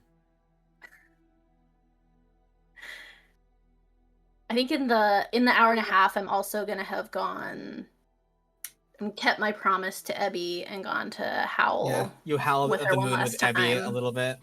Let her She pet goes, the wolf. Dev, you're a good friend. And just a friend, just so you know. Unless. Sorry, I'm trying to think of how to respond. I'm short Howling circuiting. can be like a really intimate thing, and I just want to make sure that no lines are being crossed here. It's just Can I make an insight check? I'm sorry. Can I make an insight check? It's a casual howling, no strings What is there to attached. insight? She said platonic, like it's right there. On a 21. I'm just checking. On a 21, you think that she finds you like attractive on some level, but like she's clearly not over something or somebody. Mm-hmm.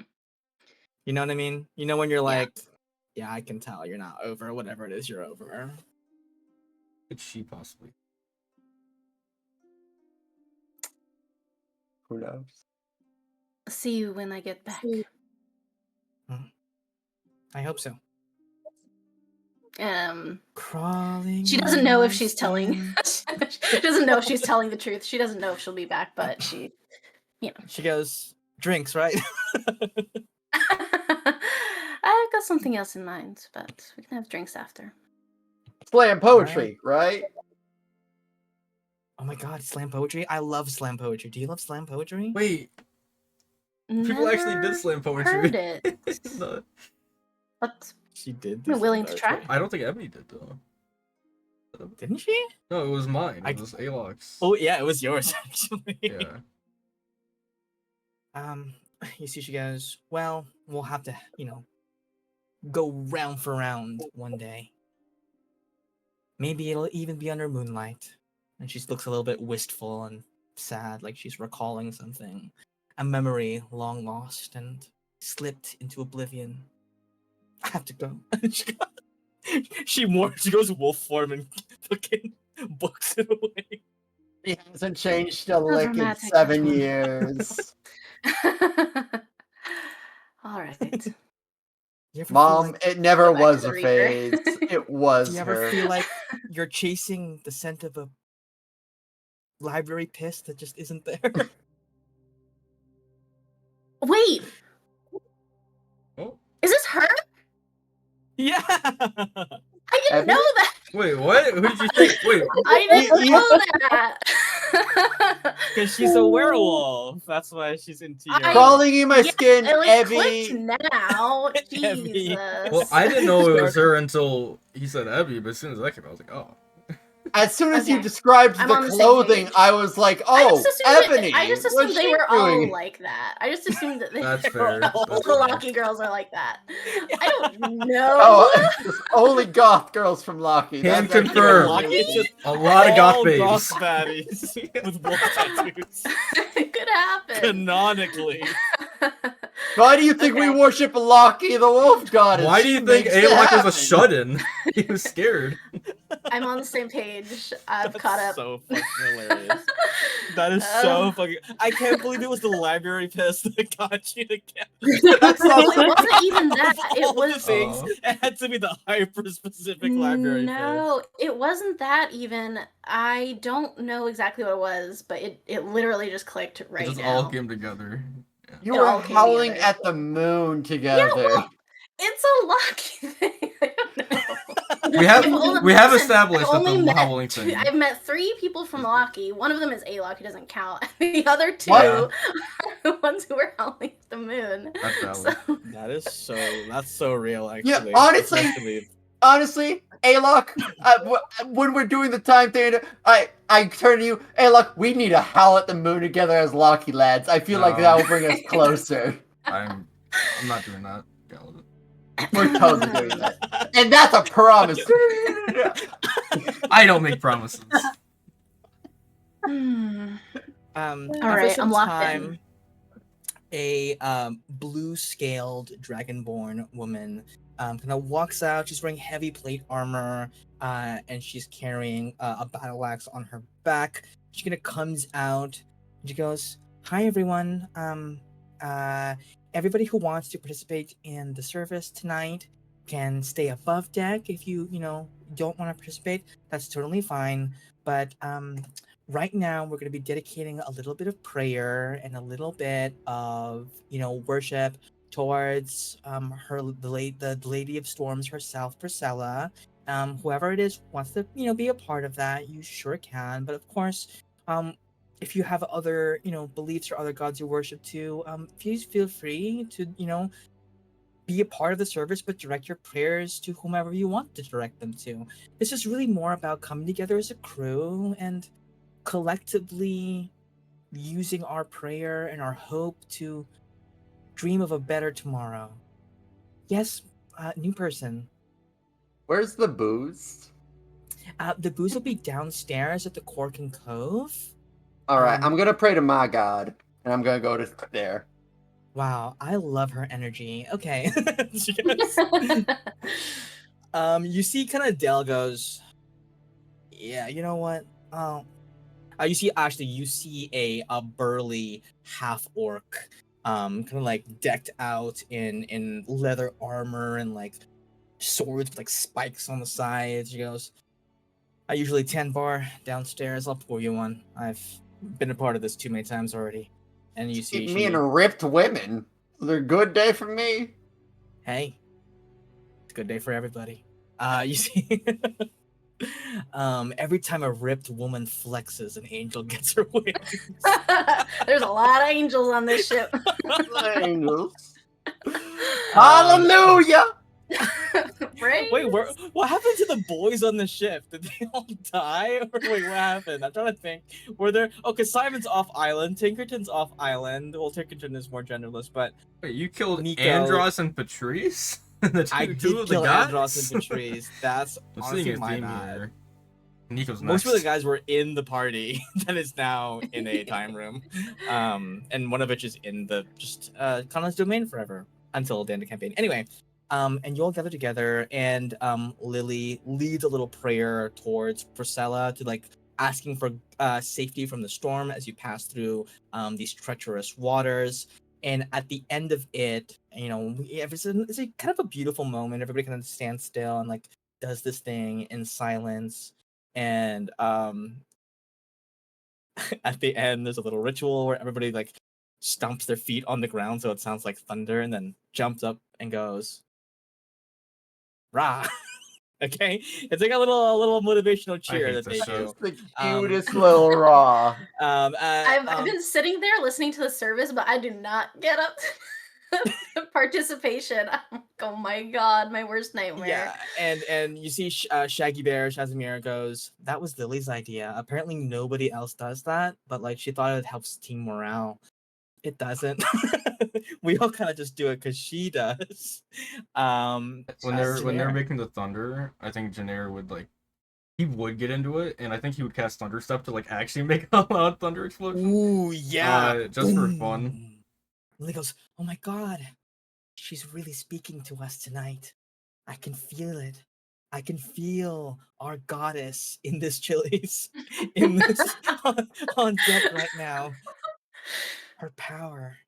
We will be safe. Our journey will be smooth. I can feel it. Thank you all for your energy and your vibes.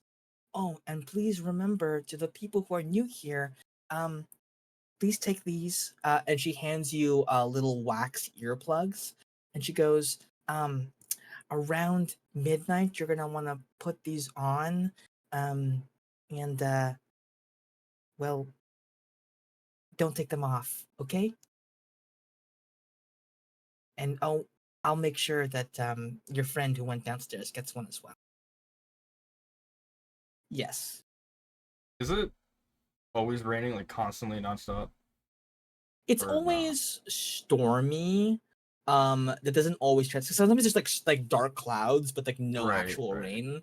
So it's not always raining. It just often is. Is it raining right now? I would say no. Yeah, there's a little bit of a reprieve there. And I think downstairs you see I keep wanting to say Maria. I keep wanting to say Maria. My bad. Maria. Yahoo! Yep. You see Dell looks over to you and she goes, "What's your poison?" Something deadly. I want to get Something drunk. deadly. You want to get real fucking drunk? Yep. You got. What do you drink? These days, mostly whiskey. All right, I'll just take the whiskey then. All right. But add a little lemon on it, just for funsies. Okay. All right. Okay. Little lemon slice on the lip of the glass. She does like a whole thing. You know when people do the weird fancy bottle tricks? She's like doing this. She's doing this to pour a shot of whiskey. Just shaking the bottle, and she kind of like pours it out for you. Pours one out for herself, and she goes, "So, since you're the stranger around these parts, what are we drinking to?"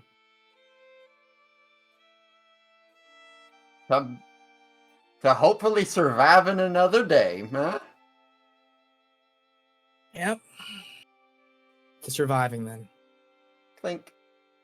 Knocks it back.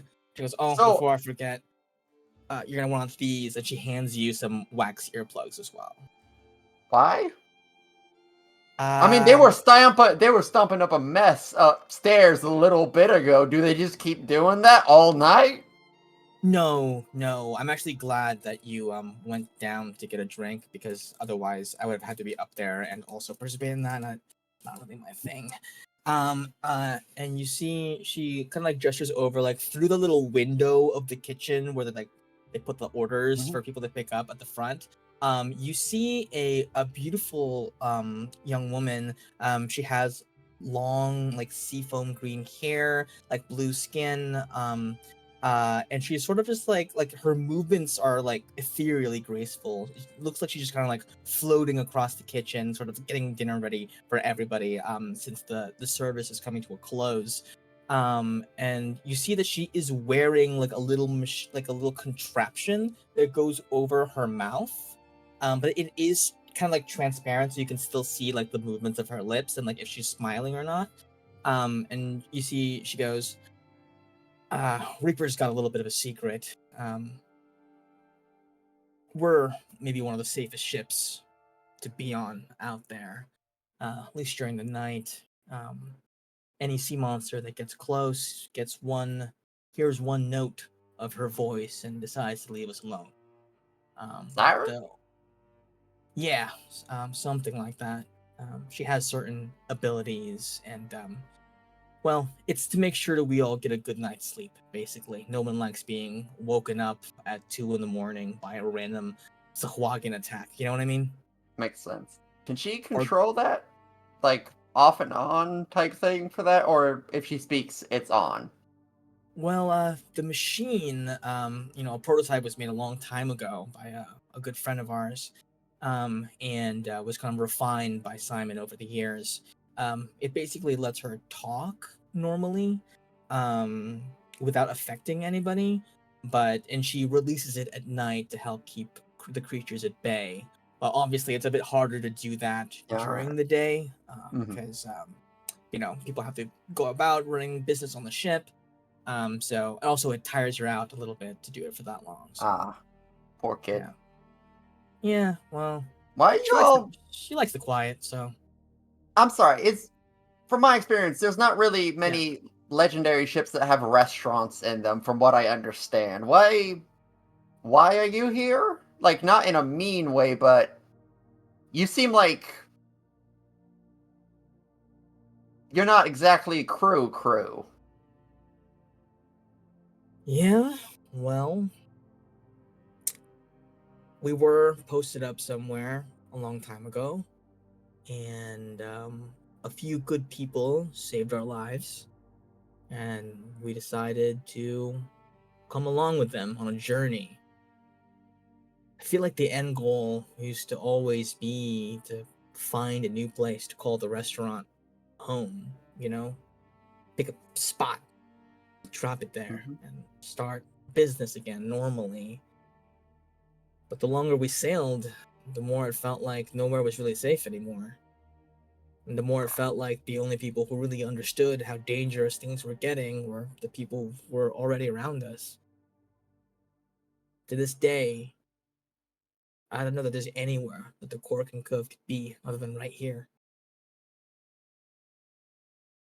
Well then, cheers to your new home, or old home. I don't know how long you've been here.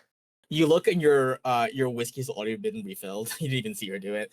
Girl, I tip her a gold. You're good. Good, she catches it in her bicep. Be careful, I might want to start throwing more gold around. You hear fluttering of wings somewhere in the distance. And she clinks the fucking glass, and you take down a shot. Is there anything else anybody wants to do on board the ship before we fast forward to getting to the thing you guys are gonna do? We can stall another half hour. Are you guys ready for some pranks? You're welcome to. You're welcome to. We also haven't taken our break this session, I don't think. Actually, I do. So once it gets pretty late and it seems like everyone is in bed, I would like to go on a stealth mission. Yes, please. Okay. What is your stealth mission look like?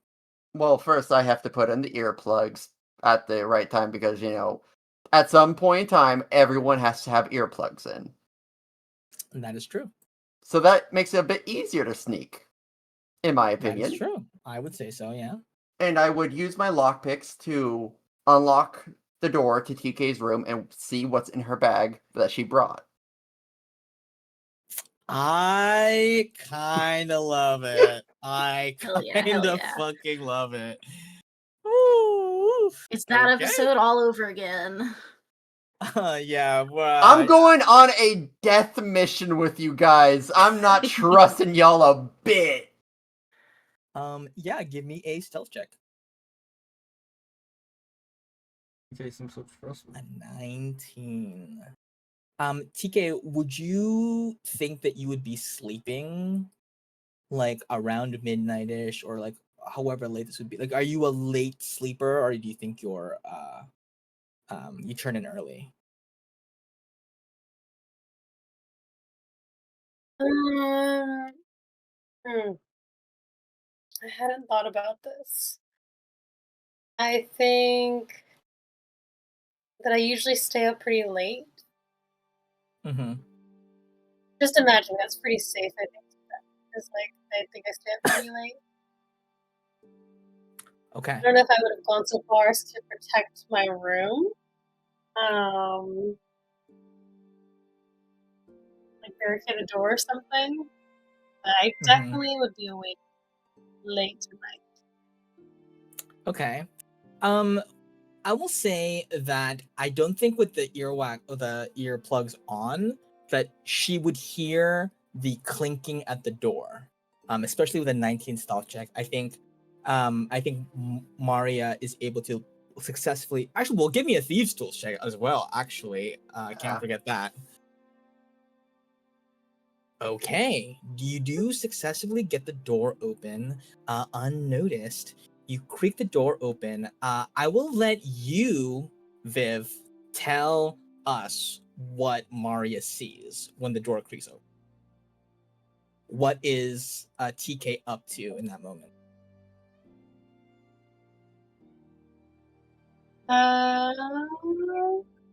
What would she be up to?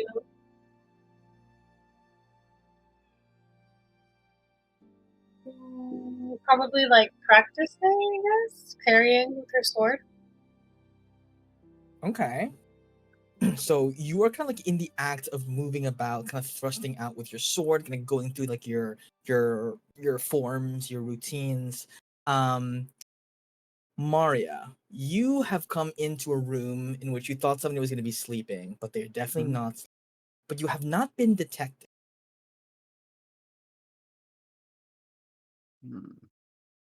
Where is her bag in relation to her? Well, wouldn't I see the door opening? It's not like that big of a room, right? That depends which way Unless you're facing. I'm pretty sure I would be facing the door, just naturally. Give me a perception check. I will say, Okay. yeah, give me a perception. Probably in your room doing something, right? You're not just sitting there staring at the wall. Yeah, You so might you're be definitely distracted. you're like in the middle of an activity, right? So if you're serious about practicing, you're serious about like going through this routine. You're definitely focused on the task at hand. So I will say that Maria can definitely enter the room without being spotted.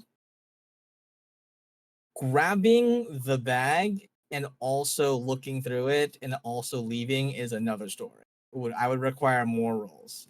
So I did not even give TK a chance to hear the lockpicking occurring. Your stealth check and the earplugs covered that, but there's nothing impairing her sight in any way. So it would be pretty darn difficult. Alright, I'll just close the door silently.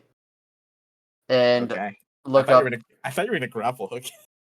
Oh yeah, no, I was really thinking about it, but that's a bit.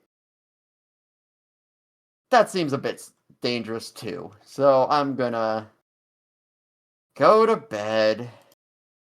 You go to bed with the impression that I would say that Mario would not have attempted this unless he was really late at night, and you get the feeling like, Uh-huh. wow, you're kind of surprised that TK would still be up that. Yeah. There is sure. a part of you that's very surprised at that, or kind of shocked at that, and not just like awake, but like kind of like Mhm. trying to get to sleep, but like she's like in full like in a full sweat, like And exercising. whenever the next morning occurs, I will be checking to see how awake she looks for sure. Sure, yeah. How awake does TK feel in the morning? Look at Ryan's face. Um, Ryan is calculating pretty good. something. I feel pretty good. Yeah, Ryan is theorizing. I have some ideas. Yeah, you look over and TK looks like she's doing fine. Had a good sleep, TK?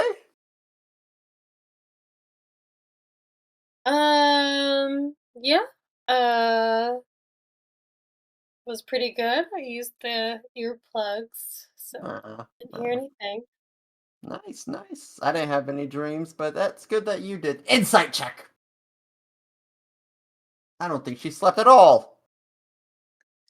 13. I did sleep. Oh wait. I did sleep, but just not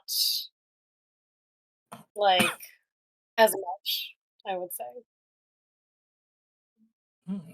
I am a half elf, just to let you, so I don't even need as much. Do half elves do the half thing? Half elves Or need normal sleep. okay, then never mind. I need normal sleep. Never mind. So I do look tired. Yeah, you look over. You look like it looks like Maria seems to have stayed up a little bit. Getting drunk, as yeah. I mean, all right. Well, Okay. another 3 days on the ship. Yeah, I think that a few days pass unless there's specific interactions you want to have. You can have that, but I think 3 days pass by in a bit of a blur. There is the normal treacherous nature of the sea reveals itself. Sea monsters during the day attacking. At one point, you guys have to successfully fend off a dread whale. Stuff that usually happens. Freak lightning storms that just so happen to never strike the ship for whatever reason, almost as if you were protected by some kind of divine favor. Stomp, stomp, rumble, rumble. Uh, Rah. until eventually, um, you spot the island of Turai. It is far off into the distance at the moment, but you recognize the. It's actually very strange because you've seen like pictures of it in like books before, like artistic depictions, and it's almost a bit unrecognizable because it's wet, it's dark, it's cloudy, the sun isn't beating down from above, the sand is all an entirely different color than it normally would have been. But you recognize the large sweeping dunes and the vast expanses of plain desert. As you approach the island, you dock a little bit out of the way at a hidden dock maintained by the Greenlighters, and you see, Suzanne and much of the crew of the Reaper. Suzanne goes, "All right, well, this is gonna be where we part ways. We have business here with a couple of our associates." And you see somebody walks up to her and kind of like from like somebody greets her at the port. And you see they say, Azura is ready to see you. She goes, "Yeah, okay, tell her I'll be there." And you see Suzanne goes, "Okay, I gotta go. Good luck with your mission." And you see she goes, "Oh, by the way, talk to that guy. He'll get you sorted." And you see there is a young Earth Genasi. I will say Wind Genasi. Actually, no, Earth Genasi. A young Earth Genasi man, kind of like a long, flowing fabric, holding a little umbrella. And he goes, "Hello there. You are here to go to the place, correct?" Yes, indeed. "Very good. I will be your guide today. Um, place we are going very far. Are you ready for a bit of long voyage?" Yep. Yes, I indeed. suppose life is not very easy for you adventuring types, is it? I help Never on the is. wolf. I'm so sorry. Is there a way your wolf can be recalled in some way, or uh, we would not be traveling by conventional means? Teleportation, I assume. Well, would that were the case. And you see he whistles, and you see shadows kind of like appear overhead, kind of briefly block your view, and you see 4, 5 large, kind of like brown backed manta rays, like large, like fly over the dune ahead and kind of like swoop elegantly. They seem to be like hovering by their own magical force, and they are each outfitted with saddles. And he goes, "The rays. We will be taking the rays. They know the dunes better than anybody." That's what I'm talking about. I am. What? Let's take a detour even. Let's enjoy A ourselves. good feeling that if I was big on animals, I would be freaking out. Yeah, they're sort of like, you know, like the kind of the equivalent of Yumbats a little bit, like scarily identical. Yeah. They're also a little bit telepathic. Everyone's got a little bit of telepathy in them. Like even Yeah. even my grandma had a little bit in her. She Really, always grandmother? Yeah, she Yeah? always knew when we were getting in trouble. Oh wow. Yeah, grandmothers do have some kind of a sixth sense, don't they? Yep. I suppose that then your grandmother must be feeling something right about now, because listen, where we're going, dangerous place. Used to be abandoned ruin. No one ever go there.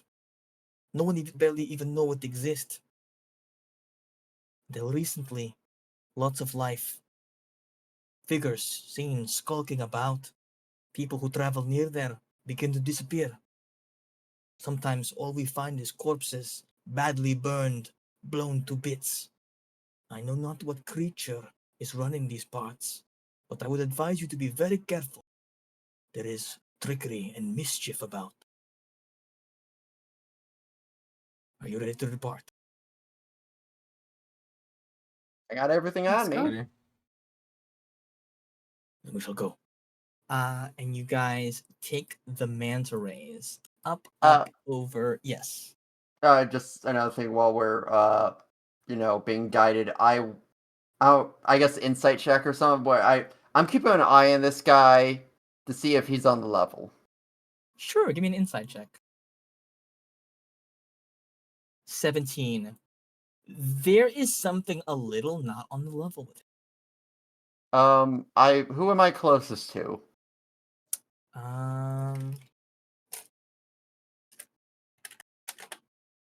You are closest to TK. I fly my Funnily enough. manta ray and Yes. and just hey, something's off about our guide. Do you just keep an eye out? Maybe if you have any special magic powers that can help tell stuff. We should have actually had a single conversation about our specific capabilities within the party Oh yeah, that beforehand. would have been good. Yeah, We did that have would have 3 been days. rather Yeah. tactical, but no. Oops. What are Well, we doing? Do we really need to do a karaoke session? Like, I, that dragon girl is too enthusiastic about groups. She loves activities. But So I much. cannot turn her down because she has the worst, saddest smile and the biggest ass I've ever done seen. Oh, you said I. Yes, I heard it too, though. I heard it too. We were on the same page. Okay. I was like, well, okay, canon. We're world building. Don't I worry heard about it it. too. What did you think I said? We thought you said she's got the biggest ass in the world. Oh, okay. I assumed yeah. you meant I eyes, but assumed. it did kind of say Yeah. ass. It was kind of funny. But eyes does sound like that in a southern accent, to be fair. Mhm. Incredible. And watching her go. Incredible. Yeah. I Uh, don't have any magic detecting abilities. oh, you guys didn't take the Should we spores, do a huh? quick powwow? Can we pull both of our manta rays next to the other closest person in our group? Sure, yeah. You see they have little like claws on the tips of like their wings that can kind of like twist around in different orientations, and they actually like can lock onto each other side by side. It's so that the manta rays don't lose one another when the desert storms get so intense that visibility goes down. Yeah. Just for myself, do they still have the manatee like smiles if you look underneath Yeah, them? yeah. If you look Oh, underneath, they're so it's like cute. sort of I like love them. sand colored on the back, so that anything above them just can't tell. And it's like they have like their bellies are sort of like bluish to look like the sky if you're looking from below them. And they That's have smart. I the like little that. manta ray smile. Ah, Yeah, that's actually a real thing that actual manta rays. Like the reason why their color grading is like that is because if you look at it from different angles, you can't there's fly so them. many cool things in the sea. Manta rays are very cool, but these are desert rays that are just manta rays in the desert that fly. I'm a big fan. Yes, so they kind of like lock onto each other and form a little bridge, so you guys can like do a little like kind of like two in the front, two in the back, sort of powwow thing with your guide leading you in the front. Yeah, as your yeah. manta rays are following them. Yeah, we'll just like connect everyone so this is easy. Hey, guys, that guy's a little suspicious. I don't think he's telling us everything. Yeah, no, that's pretty much it. I'm not getting. It seems like something's off about him. Nair is currently not paying Would- attention. He is doing tricks in the wind. Having fun. Yeah, I think you're having the time of Yeah. your life. Like, Yeah. being All able right, to well, fly and not have the Could I exercise combine power. could I combine an insight check with a divine sense? I guess Sure. there's only 3 competent members on the team. It's not bad. Don't worry, Three it's out of going to be four. Yeah, super I mean powerful at that. some point. Yeah. But yeah, Go ahead. I'll do a divine sense, and I'll also just see what kind of read I can get on him as well, just personally. Yeah.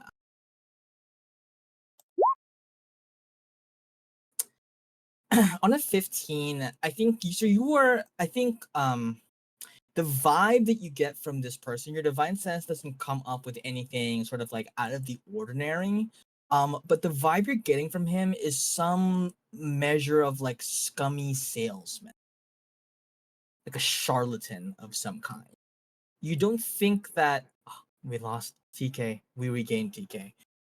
You don't think that he's necessarily like leading you, like trying to kill you or something like that. It's like not like outward malice like that, but it's more of like a general, this person probably doesn't care if we live or die. But that's all you can really get. Just a sort of like vibe that he's kind of scummy.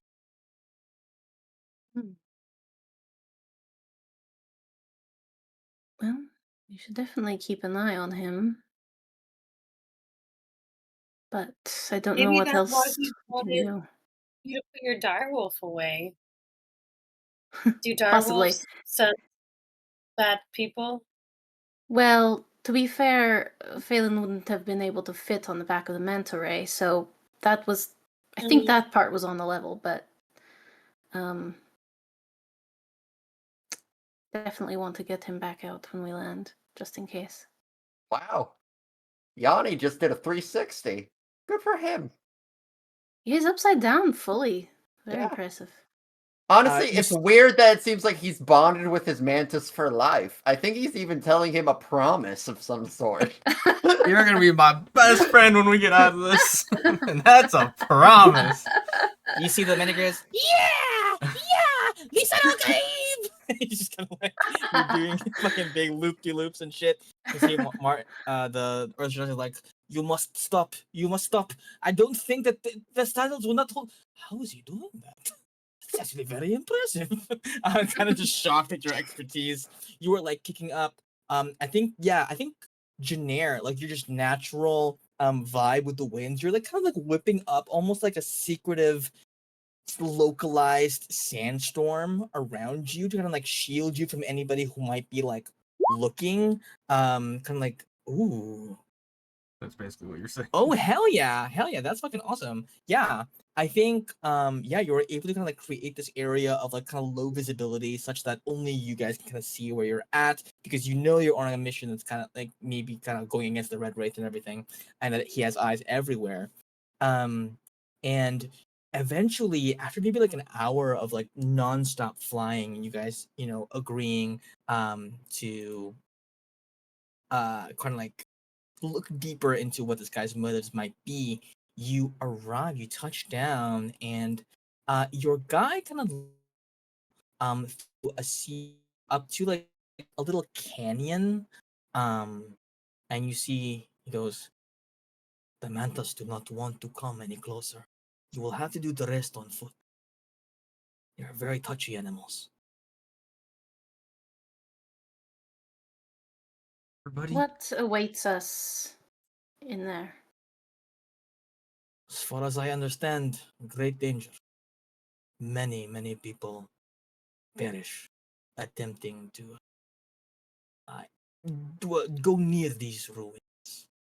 And anyone can give me an insight check since you guys are already kind of suspicious at the moment.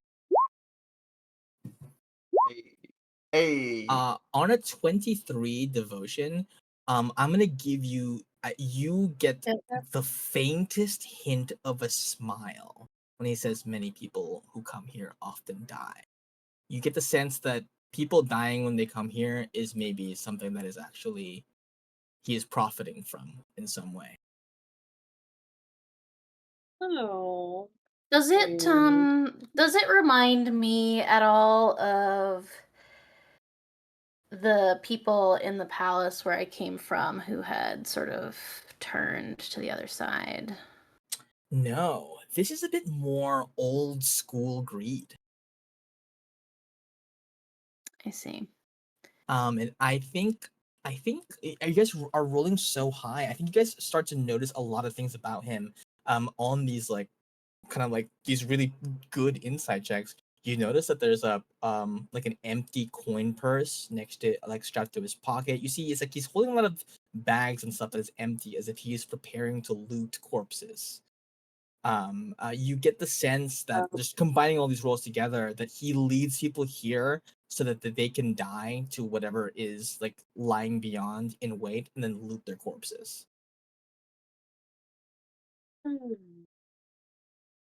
Do you have any advice for us?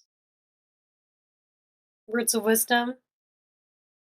Yes, I do recall. I think I, read some ancient text about these ruins.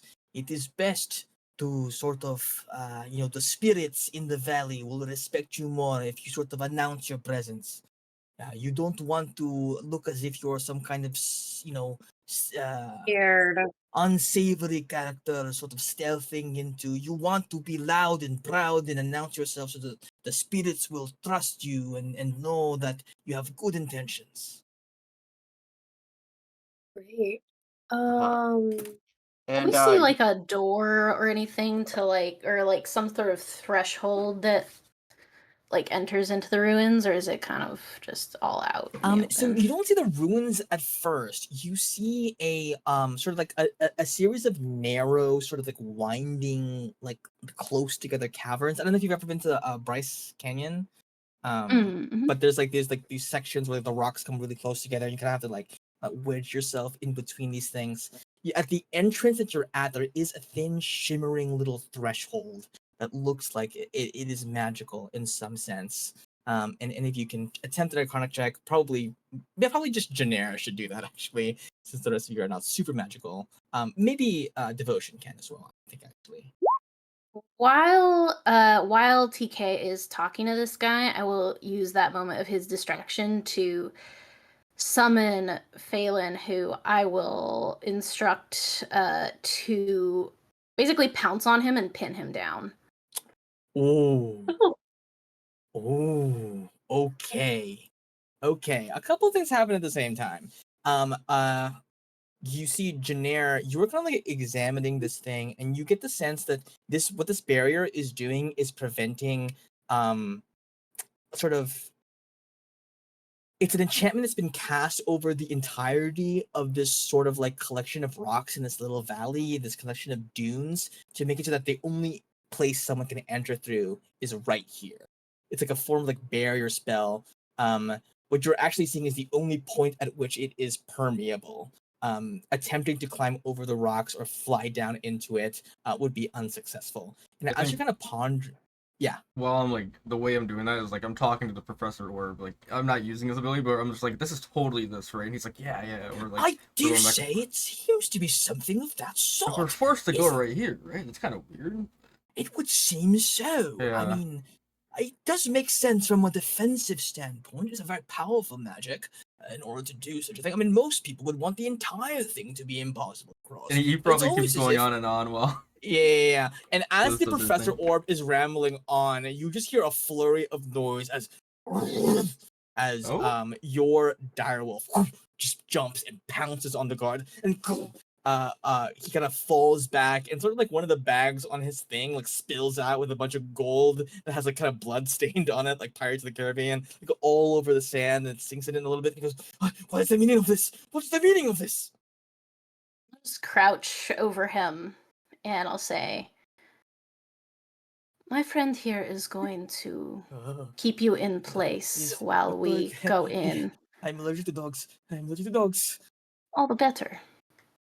I lied about that. Oh, good. What Do do you you want want from me? to do that? I'm gonna kick him in the balls. We can do that. Are we killing this one? I missed Make an out. attack roll. What's going on? Oh, sure. Not yet, JJ. I Okay. guess it's just strength. Maybe we could. My I don't Professor like it when Orbs. I'm lied to. Oh no. Listen, I don't know what your deal is. To me, you seem like Uh, the grease on a boot. Uh, But you will stay here until we go in. You will not follow. You're going to take those manta rays and go back where you came from. You will regret this. I work for a very powerful person. And who's I Should draw we my just sword. go- Are you sure you really want to be threatening us right now? Please, I'm allergic to swords. I'm allergic to swords. Aren't we all? Who do you work for? I cannot speak. Can I try to use my intimidation skill Alright, to sure. intimidate Can I out of aid the him? action with putting my Yeah. sword to his throat? You may have advantage. Yes. And I All right, this is not very paladinly of me. think if I but- can remember of like Ah, however God people I damn it. know of that people won't speak their name. Like that's a common thing with someone in particular. Yeah. Listen. It's not my fault, okay? I have a family I'm trying to provide for. The person for whom I do this service is someone who has the ability to prevent other people from doing certain things and ensuring that they do certain things. Do you catch my drift? Do I? I mean, I'm pretty Oh, sure I no. know who it is, but would my character know? I don't know. Sort of like a contract of sorts. Yeah, like If one could Yeah, no, maybe that's call it that. that's a player suspicion, but yeah. I cannot break contract or else bad things will happen to me and to my family. If it were just my life, if there wasn't a clause, I would Actually- have sold him out by now, believe me. I feel Okay, like I being was a not paladin, I believing feel it with like all I the would lies, get maybe but- devil vibes possibly from this. You certainly like- would know that's the kind of the MO of devils for sure. So I just kind of lean a bit closer. What is your contract? Exactly, as you understand it.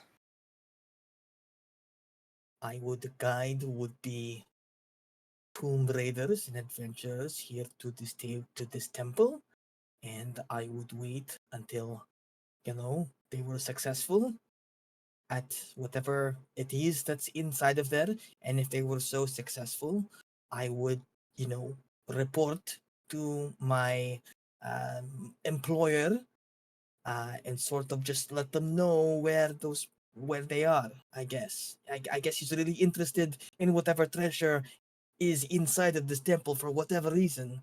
It's like very important to him. He can't enter himself personally for some reason. He hasn't found a way to do so. I know it's a little scummy that the bodies that turn up, take their stuff, but I mean they're not using it anymore. Sure. I don't kill them personally, okay? They wind up dead.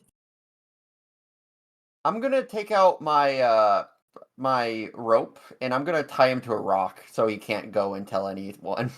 Please, I'm allergic to rock. And you just tie him up. Yeah. And I'm gonna collect the gold. No. Save a little. Hey, you can get some back when I come back. But if I'm dead, you get nothing. If you're dead, I will have more than enough time to chew through these ropes and collect the bounty from your corpse. Everybody who goes into these temple dies. It is so simply a fact. Half of them don't even make it into the actual thing.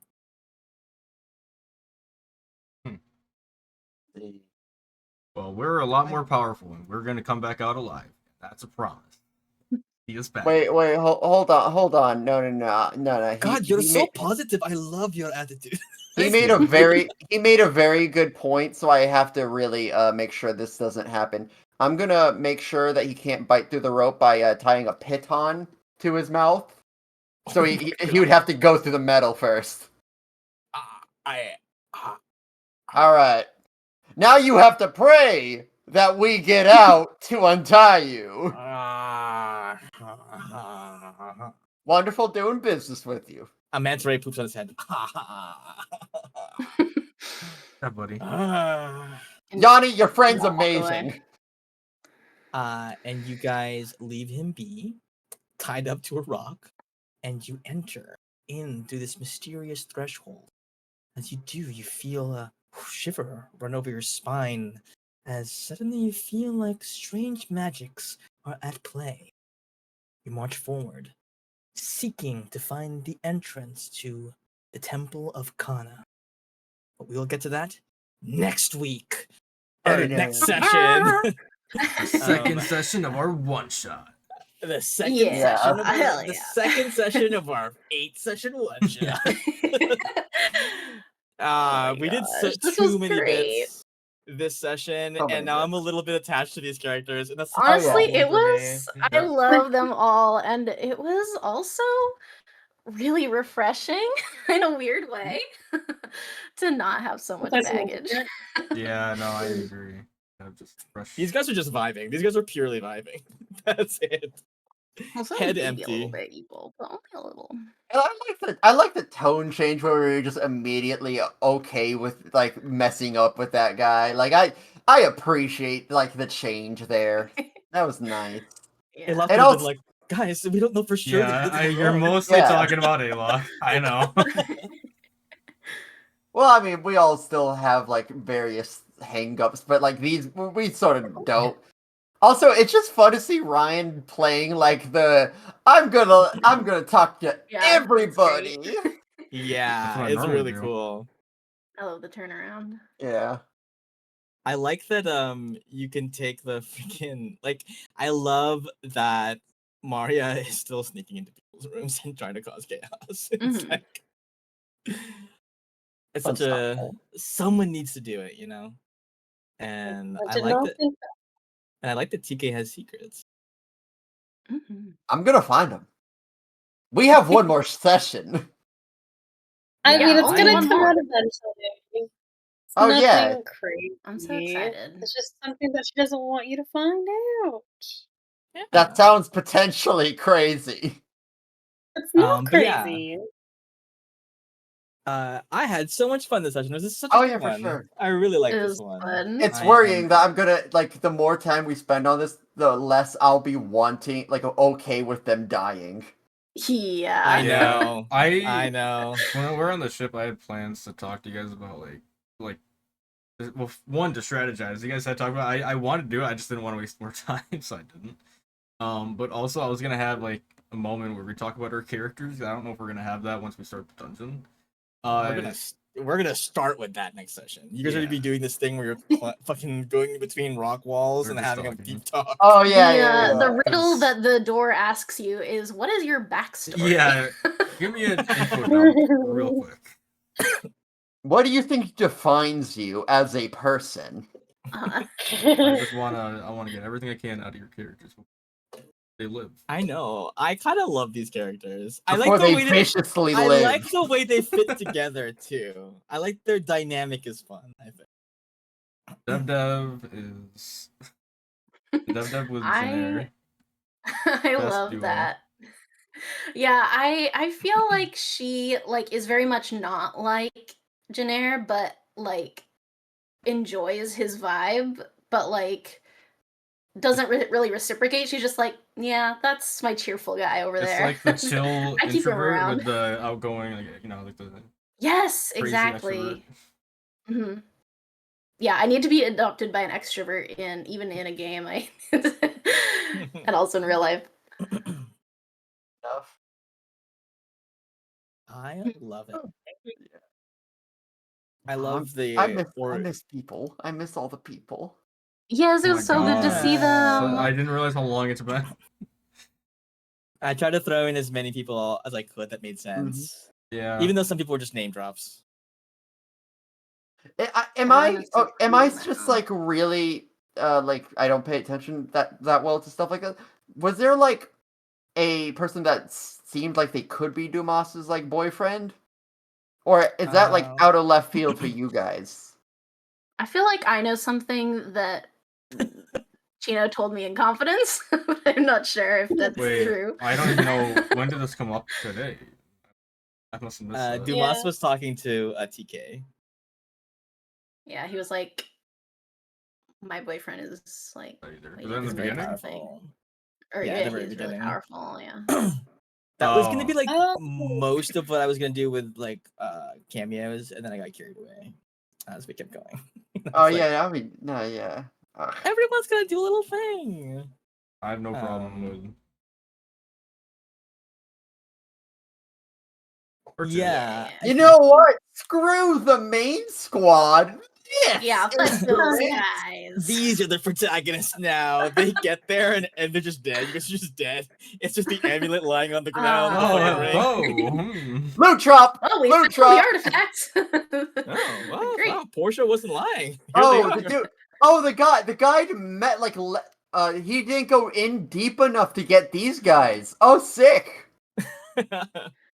Also, Um, Portia just like dropped a hint that like we make a Voltron or something with all of our things. That was Well, crazy. I mean, you know what? Hell yeah. I'm not gonna say Oh, anything. You know what? I Hell missed what yeah. she said. Did she say all of our things? Did she say like an amulet? I wasn't paying attention. Not gonna lie. I actually don't know what the fourth thing she said was. I heard shield and weird magic. The That's all I Magic amulet, the from ring, the Kana? shield, and then something. She said weird else. magic. Source of strong magic. Okay, so I So heard Kana weird probably. Little does she know that's not there. Yeah, that's not the case anymore. Her information is incomplete. Wait, okay. Let's think it through. All right, so how would the shield, the ring, and the necklace all work together? Like, how would you put that together in like a Megazord style? Like shield, ring in the middle. I could see that. Where would the necklace go? around your neck. Yeah. No, it Well. needs to go together. We just have to put all the items on one person, and then that person turns into a. Well, we already like, gave it to Gala in our meh. wills, so Yeah, Yeah. that is legally binding. Yep. Yes. Maybe it's for a like really big person because you could have the ring on the shield, and then the necklace would hold the shield to the ring to the finger. So then, Okay. and then with the Kano magic, it's just like powers it up, and then they use it like a ring for their bigger finger. Yeah. Oh, yeah. Shane, are you writing this down? Yeah. Or? I This don't is see. I don't for see you sure what writing I was it. going with. Yeah. Yes. She was And not that- speaking figuratively. Yeah. No. And that could, like, apply to couldn't be. Kana, or, as everyone knows, wolves have great paws for rings. Everyone knows this. Classic shape, the shape that a ring goes on. I didn't know that actually. No. Yeah. Yeah. And knowing is half the Little battle. known fact about wolves. Holy shit. I- Okay, that's the campaign now. The whole time, each time I heard TK, I just wanted to hear Donkey Donkey Kong, yeah. Donkey Kong or some, I was legit trying to think of something to type in chat. I was like, what? Like I couldn't think of anything that works with T. Like, if I wish I knew the DK rap more. I bet we could really do so. Because don't they have 4 people in the DK rap?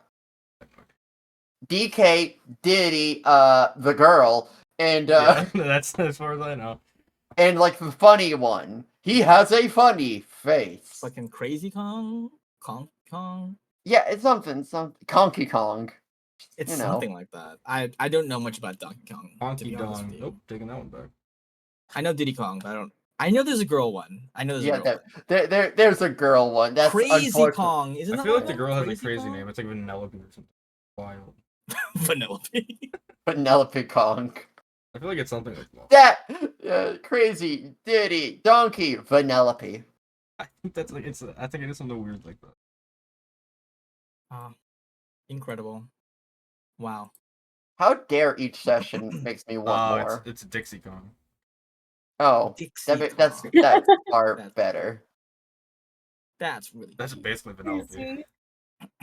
Okay. I wonder if I should restructure this dungeon. If it's 3 sessions, it's fine. By the Make it way, longer. do you know there is something that made this session not 100, but like a 90 out of 100 instead of 100 out of 100? Yeah. What's up? When we were on the ship, you did Mhm. not let us see the map of the ship. I will say I thought about that. I did actually think about that. The whole time I was just hoping.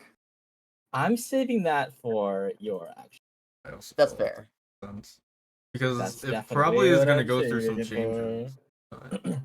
I also haven't changed that map in a long time. I actually have way better tokens now. Your than I armor did when looks I- so when I- cool. when I made that map, so I should make an updated Reaper map. If Gallet saw you, he'd immediately ask you to join the crew. Immediately. Too bad I'll be dead. You can't die. But at you least- promised at least Evie. Yeah, but if I'm dead, then Ebby can go back to Gallet and it'll be fine. Yeah, fine. Yeah. That's true. there's- Evie's holding a torch. Yeah. There's no trauma. Also, surely Never is. all 4 of these characters would be instantly Gallets for I'm not sure Gallet about would not TK. like Yeah, Janair. TK, I was I don't thinking. think Gallet would like Janair.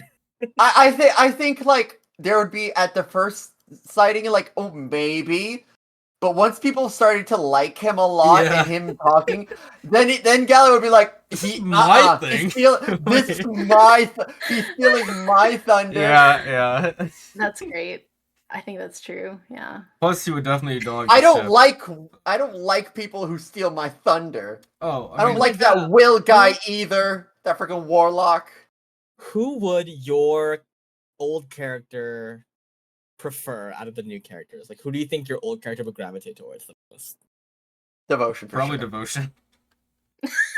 Yeah. Oh my That god, most popular. Yeah, Just 'cause- Riz? Just because Wait. devotion is chill as hell, and Aloy doesn't want anyone with energy. Like, She's chill. She's about the wolves. TK is That's like basically mysterious it. and untrustworthy. Devotion seems at least trustworthy. Oh, and Locky, that's true, and the Locky stuff. Lucky lads. Oh, that's true. There is a Oh, bias Paladin, there. of course I'm trustworthy. Yeah, right? I feel like Ruby and Mario would get along. Maybe? Probably. No, Yeah, I would Oh, probably. yeah, Also she'd TK. respect. Yeah, no. Mario would definitely like Ruby. Yeah, She'd respect Ruby immediately. Mhm. Because she'd be immediately able to tell, like, oh, okay, she good. We She's also, to strong. be clear, have an idea of like Maria, Janair, and Devotion. We have no idea what the fuck's going on with TK. We have literally zero No. clue of how to No pin idea. TK at all. What do you mean zero clue? What about you? What about Suli? What about It's Suli, all huh? up front. She buys stuff at the store. Oh shit, true. Food. Jeez. I have a shopping problem. So what? Not to I be hope- biased, but I think I would. I think Suli would have. I feel like Suli would have a big crush on Devotion. I mean, Devotion's like the Wait. only good person in this Yeah. group. To be like, Well, I will not stand for this generic slander. Janair No, seems no. like a bit much. he's. I feel like it's pretty clear at this He's point very that he's nice. very excited, but he's not actually like a good person. He's just like he's charismatic, so people think he's a good person. He's not actually like a good person. Mhm. I also really appreciate the Right. the 3 red flag or death flags you put on him. Yeah, I drew one every time I made a promise. Oh, okay, good. Oh, that's what that is. Got it. Incredible. And Liz, this art Well- looks so good. Yeah, it is. Actually Thanks. amazing. It was so fun, and now I can complete the set. Now that I. Although I will say, Viv kind of blew it out of the water with hers this time around. I I don't think know we it's how you really drew that. rendered, and we like should really I take didn't some know you note. had that in you. But very cool. Oh yeah. I keep on the down low. Just Yeah. a bunch of baddies. I just All love around. this group. And I love Maria's art as well. I know I said it already, but I really I appreciate it. It's I'm just- hard. great. I think you really captured something with her expression. Mhm. I spent some time on it. Yes. I just really like the sword and the Yeah, the I think grappling that's hook, like if I'm really going- impressive. Like poses for sure has to be like the hard. That's pretty. I feel like Good also work. the outfit because like I feel Mhm. like the Lanchnecks puffy, are like Renaissance cool. style thing. Yeah, are, no, like, not. Lanchneck specifically. It's Is just that like what not the kind that's of thing called? that I usually draw, Yeah. and so And making it like like you work. introduce a look, you know, Yeah. bringing a like- vibe that no one else is bringing. Give me the Oh. tablet, give me 4 hours, I can draw exactly that, but only as a stick figure with no color, and it may look similar. I would love to see it still. Do it. I might need Everyone- more than 4 look, hours for that. I grew up watching Zhao Zhao and Stick Page. I'm all about stick figures. I you make can a do- you can do so nasty much. stick figure though, like it's pretty good. Chino, why aren't you bringing art to this? What? Can you What bring- you think? You think making art of the whole session counts? Yeah, why don't you contribute something to the session? I just don't. That's true. I've been a You've project been I'm resting working on your laurels for a while now, Yeah. Okay, and we've been letting it slide. But I have been working on some stuff. I'm Cool. making a little album of songs for the campaign, but I'm going in chronological order, so I'm like maybe halfway through season 1. So God. nothing for Tarai at the moment. the first song's really all super sad. No, there's some bangers or like Okay, happy okay. songs, or like hype. Season 1 Supposed was to be like, songs. you know, pretty good. I Season just 1 thought was like the hopes were high. Season 1. Yeah, Sure. yeah. Because we hadn't gotten Things to our got dark backstories after yet. As soon as we got into backstories, it was... yeah. That's true. We didn't really do anybody's backstory in season 1 specifically. It was kind of just like vibes. People were getting Getting like to know little. everybody. Yeah, we're still getting to know each other. Spronkles. Guys, am I gonna have the heart to kill any of these characters? If you don't, I will. I'll start just killing everyone. I'm like kind I didn't know of. Jared had that in him. We PvP. I'm kind We're of sad scared about of it. TK. Alias says hello. Well, yeah, TK. Because at least you guys know I'm gonna kill you. We don't know what TK is gonna do.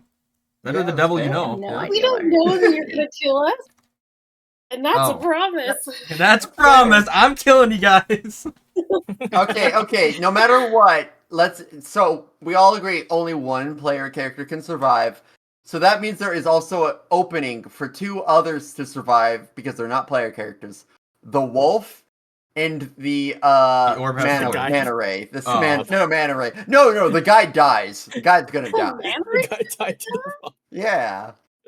man, But I'm just cute saying, guy. one person with 2 cool animals, and maybe if we get super lucky, there'll be one more cool animal in here. And then the next one shot is 3 of us with the animal, 1 person with their character. And we're gonna just see how this goes.